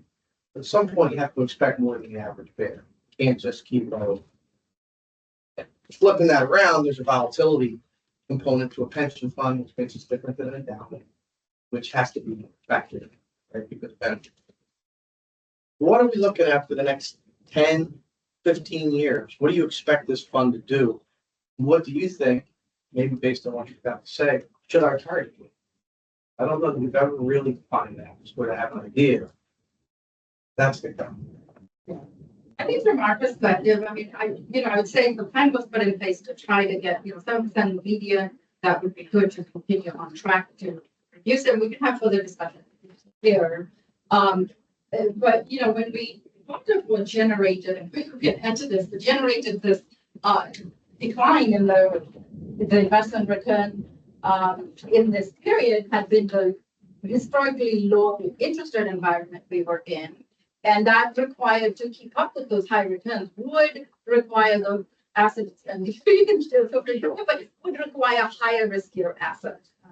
So, when we're comparing, it wasn't the same asset allocation didn't get you the same return. Now, in more recent years, there has been the uptick with inflation, but I'm not sure that that's really changed the long term, and quite you can give us, what the projection there might be or expectation. But looking at, for a pension fund, the other thing that the board and we need to consider is with time, we are getting more and more of the liability is inactive liability. And similar to, any retirement plan, as you get to those, currently we have about more than 2/3 of the liabilities already inactive liability. That's why the riskier assets you're in, the higher the risk and the volatility when you have these big cash flows and big benefit payments that you have to pay out. So it's really managing that risk and still generating the best return. I would say at least for the plan to keep looking at it each year, and if we can, we should still continue doing that, but continue to have this conversation of what is the short-term expectation, what's the long-term expectation. So before you answer that, so I thought one of the goals to get up and level back to like 8%. Sorry. Well, they want to give it 8% first, but I'm to 100%, but of us where we at right now, which is all right, we all right, but I thought that was one of the objections, as you were saying. I don't think we looked at that. not that I'm saying it's a bad idea, lowering the assumed rate takes us longer to get to that goal, which is not the MLB. I don't think anyone would disagree. That's the- Yeah, and actually, it's on page 34, projection is we would get there. 32. Think what we're doing. And that's 7.3%, obviously, and we'll do the sensitivity analysis. We'll see what it would look like in 7.25. I said, like, Sure. Yeah, Brian, so I would add on to what Anu said in terms of, this is more of a navigation volatility. So if we were talking about, let's say, a 1% change in discount rate, I would say, yeah, absolutely. Let's have a timeout and let's figure out why we de-risk so much. I would say the increments of 5 basis points do allow us a lot of flexibility in this environment where there's a lot of uncertainty. There's always uncertainty, but here's an example of, I think, some of the key challenges facing the pension. The size of assets have gotten bigger. So deploying those assets and investing those assets, you still have to be more sophisticated around the deployment of the strategy, the bigger the program is, right? You'll see that the program isn't a 60-40 portfolio where it's just equities and fixed income. We've had to make sure that, okay, if suddenly liquidity spikes up or spikes down, what's the pocket of the portfolio that we can kind of depend on? If, for example, we're in this strange environment where, okay, tariffs, for example, the goal for tariffs is to strengthen the US economy, reshore jobs back in the economy. But what if the short-term impact of that is to actually strengthen the dollar? All of a sudden, the dollar becomes less competitive, and along with other things that are happening, we have more of a slowdown than is anticipated. So we want enough asset classes in the portfolio that allow us to still get to where we want to from a target rate of return standpoint. But then if something goes wrong in the market, it's also protecting us so we don't all of a sudden have to liquidate, and then that denominator effect of liquidating while you're down, and we don't capture the full upside. So I think juggling all of those things and then looking at 5 basis points increments, it still allows us to maintain a risk-seeking and sophisticated framework, but it also allows us, like we're about, well, I jumped the gun, so I don't want to speak for Chris, but with the RRP models that are coming in, for example, I would say that right now cash is yielding. Right now, we don't think it's prudent to put all the RRP money to work in the market, but we will over the long term, because over the long term, getting 4% in cash isn't going to get us to our target. But right now, we can pivot a little bit, use cash as a proxy for fixed income. And that's an example of that 5 basis point increment allowing us to do those things. I famously said, don't overshoot at the table. Infamously said that, don't overshoot at the table. But the caveat here was you always want to make sure that you are getting as much return as you can for the risk that you're taking. But if you can take some risk off the table and the size of the program's getting bigger and bigger, that also means that the amount of moving pieces, the amount of illiquidity and so on, that works in your favor, less so than not working in your favor. So we also want to factor in the growth of the program. And we think it's a prudent strategy at 5 basis points to continue coming down. Ryan, let me ask you a question. So are you thinking about maybe just leveling off and just leaving it where that, not reducing it going forward? What does that Necessarily right now, Yeah, but I'd like to know, going forward. agreeing with all that, what's your projection for the next 10 So years? projections, yeah. You know, we don't want 10 and 0, we want 5, we want to stay, right? Right. Yes. What do you look at for the next So- 10 to 15 years? And you nailed We it. say So where we at, we just say, like, say. Well, just say what 7. will the fund produce? Forget the assumed rate.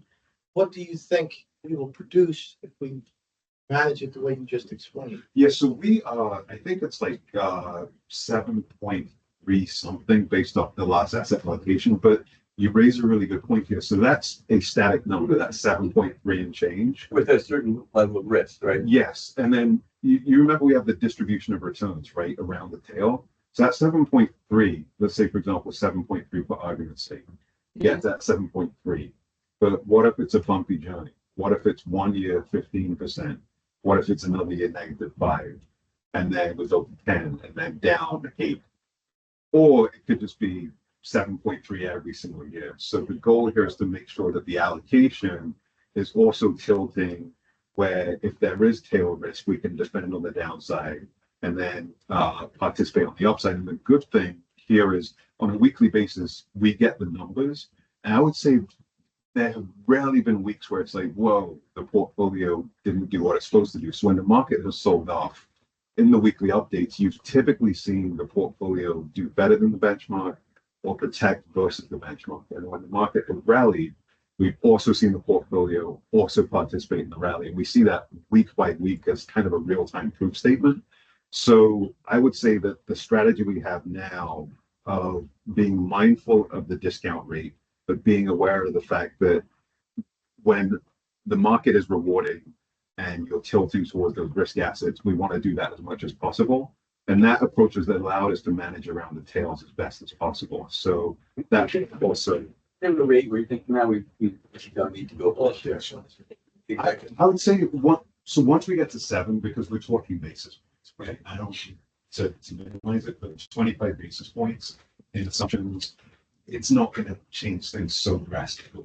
Once we get like the low 7 or we get 6s, that would be more of a heated discussion at the table, because all of a sudden you're loading up more into fixed income, you're loading up more into your conservative asset classes, but that might not necessarily take into account any demographic shifts, anything that may happen where you have an increase in retirements or suddenly, it's harder to attract people to pay in. So that type of strategy, I think, is more difficult to navigate. But this one, 7 and 7.25, it's not that much of a difference from mine. But So if we break this down today, then what? if we went right today, I mean, that would be a pretty big change on the funded status. So that's where the increment. A basis point is 12 million roughly, additional contribution, is that fair? It's at 10 basis points, roughly between 12 Yeah. and 16. And then if you think about how the portfolio was done, that's a significant amount of money, but then you think about how much the portfolio on average has allowed us to make. And all of a sudden that 10 million isn't, it is material, but it's not material in the context of what the portfolio is made with return. So we're going to be able to out return the sweeping down that we've been able to do. So that incremental approach is very different from 250 million off the bat. That's something that becomes a much different conversation. And in terms of returns, Chris does have our asset class assumptions to also get to the question at the asset class level. Chris, do you want to give an example of like equities at the tail? What Yeah, the mean return And this is, we can. As part of the asset allocation, we use and Marquette uses their market assumptions over 10 years. I think a new hit on this, Quaker, Brian, we can give you a sense of what the portfolio is likely to return, but you have to tell me what level of risk you want to choose, right? So, well, it depends. How are you going to design the portfolio, right? I mean, if you have 4 bonds, they're going to average 5%, right? But we're only going to have about 5% volatility. We still need to go right now. If you want to invest more in emerging markets, well, over 10 years, you're projected to get 7.8, but now my volatility goes up for 8.5 months. Now we have 32.5% volatility. Just a comment about volatility. We keep throwing the word volatility out there. Here's why it's important for a public pension fund as opposed to, let's say, a retail investor. As a retail investor, we can absorb the volatility because we're not paying benefits every year, right? As an institutional investor, as we pointed out, or Brett, we're going to be paying close to $1 billion a year swing in benefits.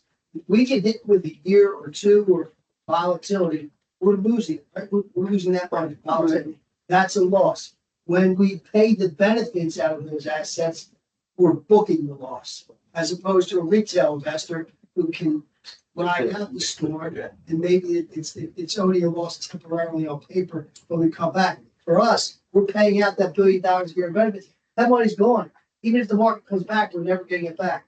That's why the risk premium is very important. That's why the lower the volatility is very important.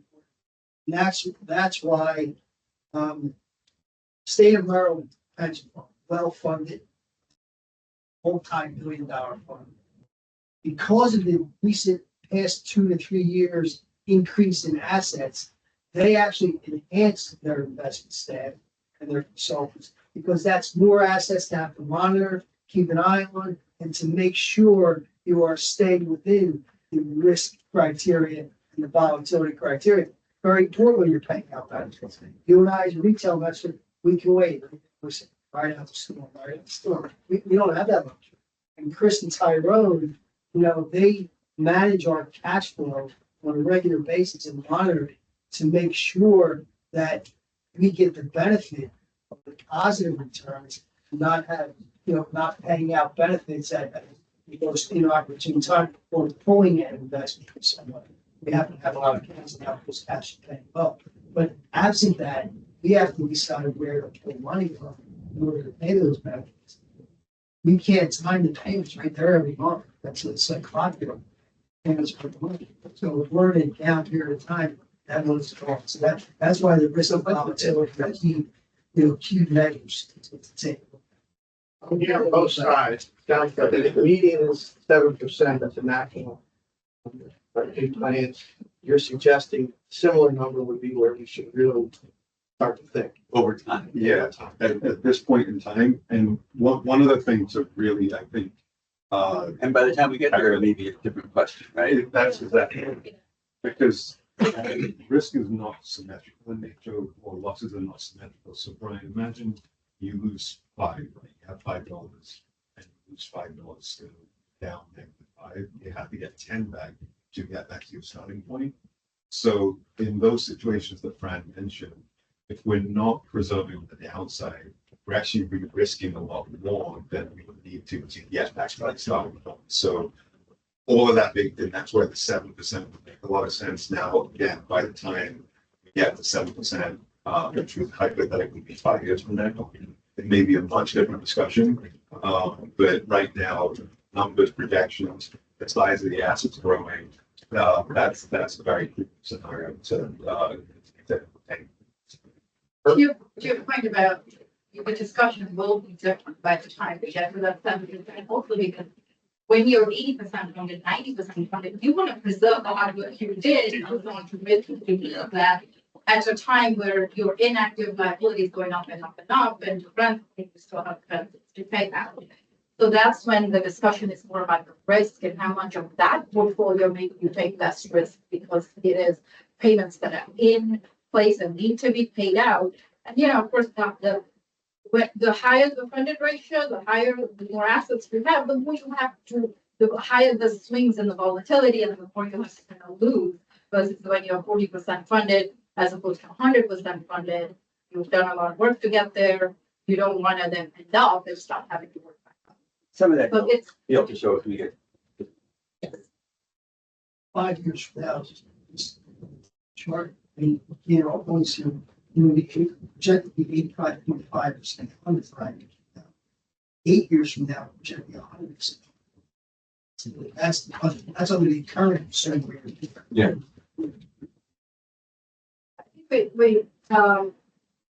Before I switch to the model, we talked about on page 32, we do have some projections in Talked there. about Talked about a lot of. Yeah. Five. Yeah, so that's what we do. All right, so this is our live model. I think many of you have to do that. Can everybody see that? So just a quick refresher. Here we're showing assets and liabilities, similar to what we saw on the historical slide. Now we're projecting for 25 years. The gray bars are liabilities. The lines are the assets. Right now they sit on top of each other because there are no gains and losses. And the ratio up top is the progress of the funded ratio. 65.4% funded is the 2024 ratio. And we're expecting to see a really nice increase up to 100% by 2032. You're on slide 34. 33. 31. Yeah, 34. This is on our page. Yes. I could show you, okay, we can start with slide 33, that's with the. We don't have to, because we don't pay them, so. Right. So just the difference, MMO would get to 100% funded in 2035. So, switching to RRP, continuing on the plan you're on, that funded 100% is 3 years sooner and 80% is 2028. I mean, this is the closest we've been to that number. And that's the year starting July 1st, 2020. Or is that, yeah, July 1, 2028. Yes, so really actually 4 years. or, yeah, our fiscal 29. This is coming every single year. We're gonna make 7.3%, which is the current assumption before we change anything. And the graph down below, we're showing the different contributions. The MMO is in red. Mhm.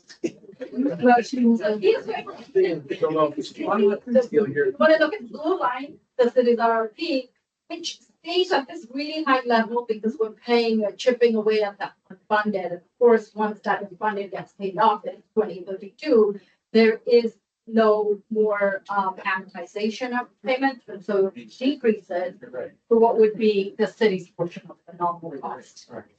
New? Yeah. Why?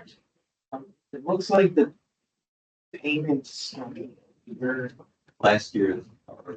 well, even going out a little bit, they Yeah. don't match up perfectly. So Oh, like we're showing 760.7 in 2026, and it's like you're showing something a little different, Yeah, that's the last year's order here. right? yeah, so Right, it's approved. Yeah. what page, are you looking at the page? 34. Carol, Yes, so, slightly different. right, so what the comparison we're doing on page 34, we're showing you what was last year's RRP compared to what's current year's RRP baseline. So just so you But see, The number. the number on your slide you're showing up there is. It's different, that's what we're saying. It's different than what's on the table. She had because a I'm three. showing this year's. What was it? No, She had a 3 over there instead of a 2. Yeah, so what, changed it to last year's RFP. Oh, instead of calendar, it's like RRP, got it, okay. Thank you. yeah, so we start off with what did we tell you? And where are we at? So you can see what the change is. Yep. So I should have No. had that program, but, and then when we start looking at changes, we'll start to see the difference between what's the current year unchanged to any year. So of course, from last year to this year, we are seeing that the RRP was actually slightly lower than what we had expected. This is based on 7.3% discount rate and earning 7.3% each year. We could show you any different scenarios you want to see, whether it's discount rate or returns. You show 725. Absolutely. So if we decrease this to 7.5, now I'm gonna change the comparison to the current year. So in this row here, we're now showing you the RRP as the baseline. And what it would be if the discount rate is increased 5 basis points. So we get to 80% same year, 100%. Yes, from 2032 to 2030. This is affecting some of them to provide each of the year. Just to know for rounding purposes, I think on the baseline, it's exactly 100% in 2032, so any slight change would tilt it a year, even if it's 99.7%. I think that's where it lands around 2032. But so we can look at, so if the discount rate is reduced. One question, we're at 99.7%. It seems the unfunded people still fairly low at that point. Yes, and this is the 2-year lag. So when you're in 2032, you're gonna see fiscal year end of 2024 contract drop off. When you're comparing the top and the bottom.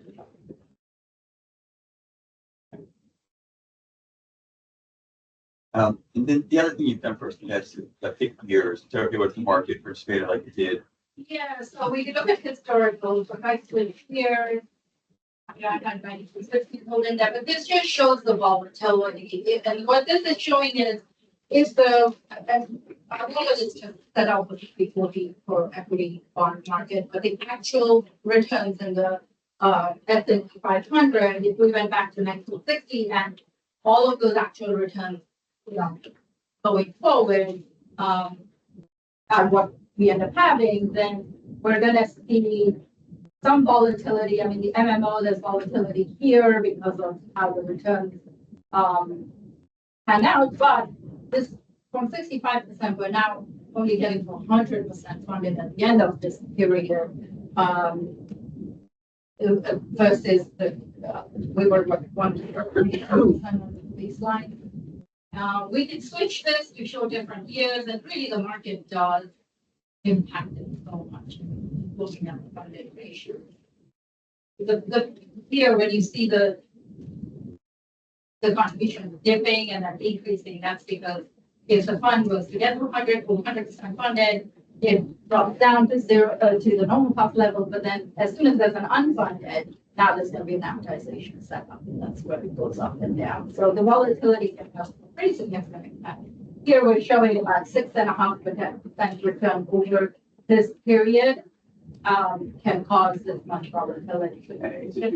Just 100%, then you're at more risk of getting back to where you have to make the thing. Yeah, so when you're at 100% and that's where we'd have to look at both the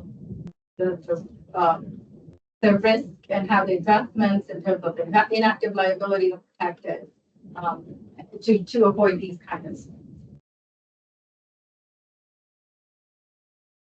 I as well as you didn't want the other scenario. Specific year.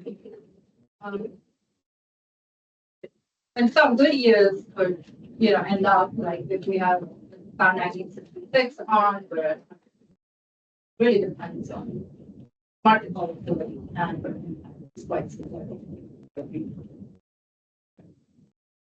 And should just be noted that just what we have programming here does include sales tax that continues to come in after 100% funding. Yes. The policies may change over time, but just so that, why the fund ratio continue to increase.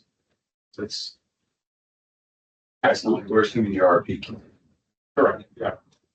So just not saying that this is what we should do, but just to illustration, if we did decrease it to 7%, now the contributions over this same period are going to be 221 million higher.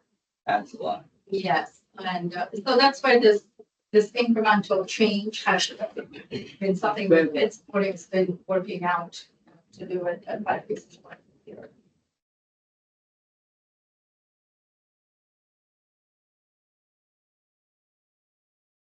Any questions?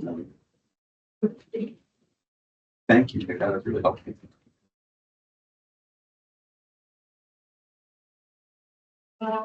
That's what we had.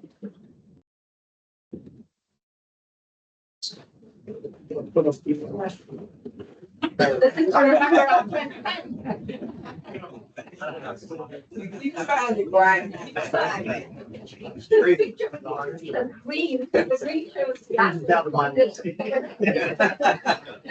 do you change the level in there here based on? I think there is somebody who's done that. This is just a graphic from it. It was the Harvard Business Review that we picked up from. Yes. But really, I mean, it's a really great demonstration of how the fund works. We have employee and employer contributions, the valves that you can turn that on and off as the pool coming into the tank. The green is the amount of assets, and then pink represents what I was showing us the present value of funded benefits that we need to fill up. Investment earnings are typically coming in. We haven't figured out how to show the evaporation of that market, but and the benefit payments and expenses are paid out of the fund and then there's out there in terms of how, with stuff. The 60th anniversary of. Thank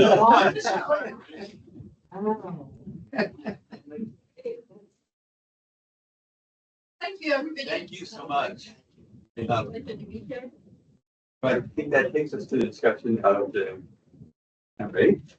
Any other questions or questions about that? Any motion?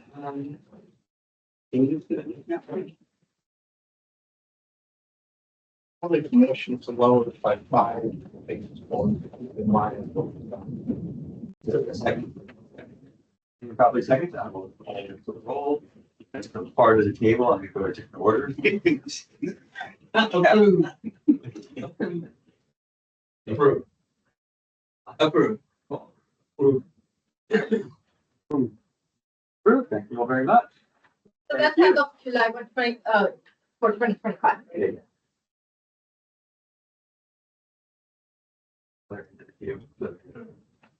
Go back.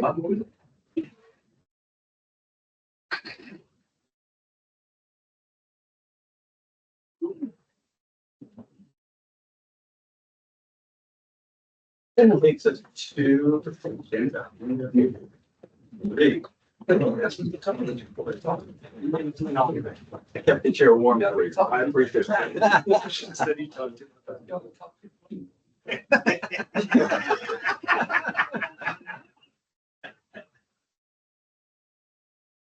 left it, it was really got good, so. Yeah. You think we've already used this one?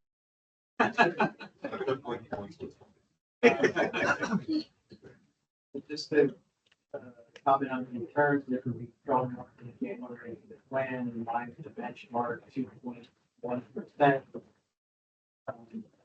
Estimated numbers which you should have received yesterday, and quickly reviewed to this a little bit. Where else it's got notwithstanding the volatility so far this month, which is continuing today, still up about 30 basis points estimated previous through Tuesday, up close to 6.5% this year date. Just real quick, a few things that would keep me a couple were touched on. Tariffs or trade war, we're back to tariffs being allegedly being implemented on March 4th. Canada, Mexico, and China. Have seen some volatility in the jobless numbers, and I would argue that we're not even seeing the impact of the federal cuts yet. I would think we could see more volatility in the next 30 or 90 days. Strong declines in consumer confidence, so really starting to come in around inflation, tariffs. I know we don't own this stock because of restrictions, but I think it's useful. Walmart stock dropped pretty heavily last week. We're looking at negative guidance. Consumer spending, recession risks are definitely rising. Americans are having large amounts of debt. Credit card debt's up 7%. Trillion. Car loans are also 3% there.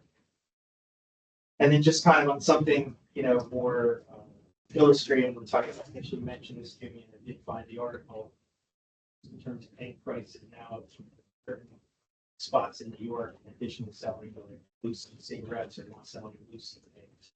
Thank you. You got careful. Yeah, well, Kyron and I were talking about that, the expiration dates are different. But it just goes to show, rising costs of things. Two managers, just to note, one on page 26, just keep in mind, Capital Group was terminated a couple of months ago. We're in the process with FX.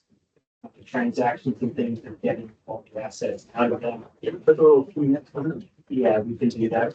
Next month should be the last month you see them on the report. If the transactions will conclude today or tomorrow, we will add that. Ernest is the other manager. They've struggled, and we've talked about that. They're on page 25. Since inception, numbers are good. I don't have any issues with their philosophy and strategy. They're fun. Higher quality, I would argue a lot more value of the stock in their portfolio. You look at their estimated returns this month, they're much better. We've seen the volatility increase. Starting to put its impact on things like they can be important. So I would expect to see their numbers, tick up next month. And we have no concerns with, the short term. Those were the only two I was going to comment on. Happy to take questions.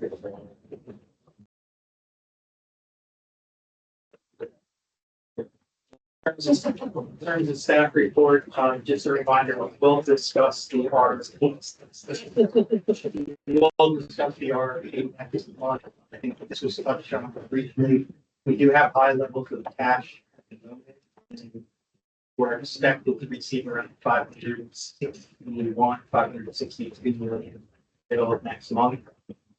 That would put the cash level, notwithstanding what's being paid in the cash account and the amount. I certainly feel it's excessive, so I think we should discuss how to look on our timeline and where we think it's appropriate to have it. So that we will get that out to you well in advance of the March meeting, so that any time to ask questions, we can be full. Sec lending, close to 118,000, January 55.07 million since the program started. Slight decrease in diverse and local assets entirely attributable to the rebalancing. Almost all of that money was rebalanced from run line to cash and fixed income substitute. We had discussed that at prior meetings.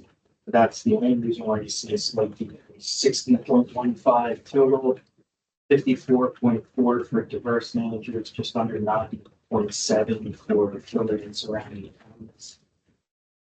The next three meetings are presently calendared for March 27th until 24th, 2027. You need to do business. We need to make a motion about moving the fund out of the actual report collection for now. Okay. So I think we just say it for we do. Okay. The May 22nd meeting is right there. Anyway, the May meeting is right there. Oh, no, it's right after, sorry, but it's like the day after. Yeah, we can send it out.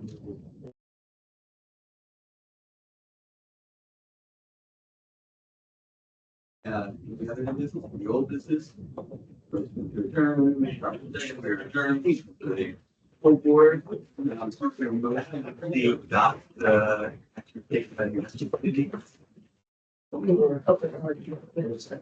Thank you. They didn't say, so you wouldn't know. Paul. Brian. Billy. Harold. Sarah. Any new business? Business.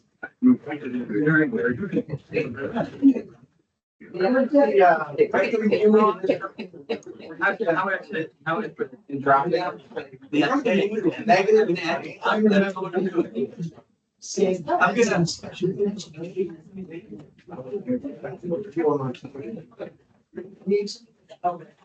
I'm gonna blame it on old age.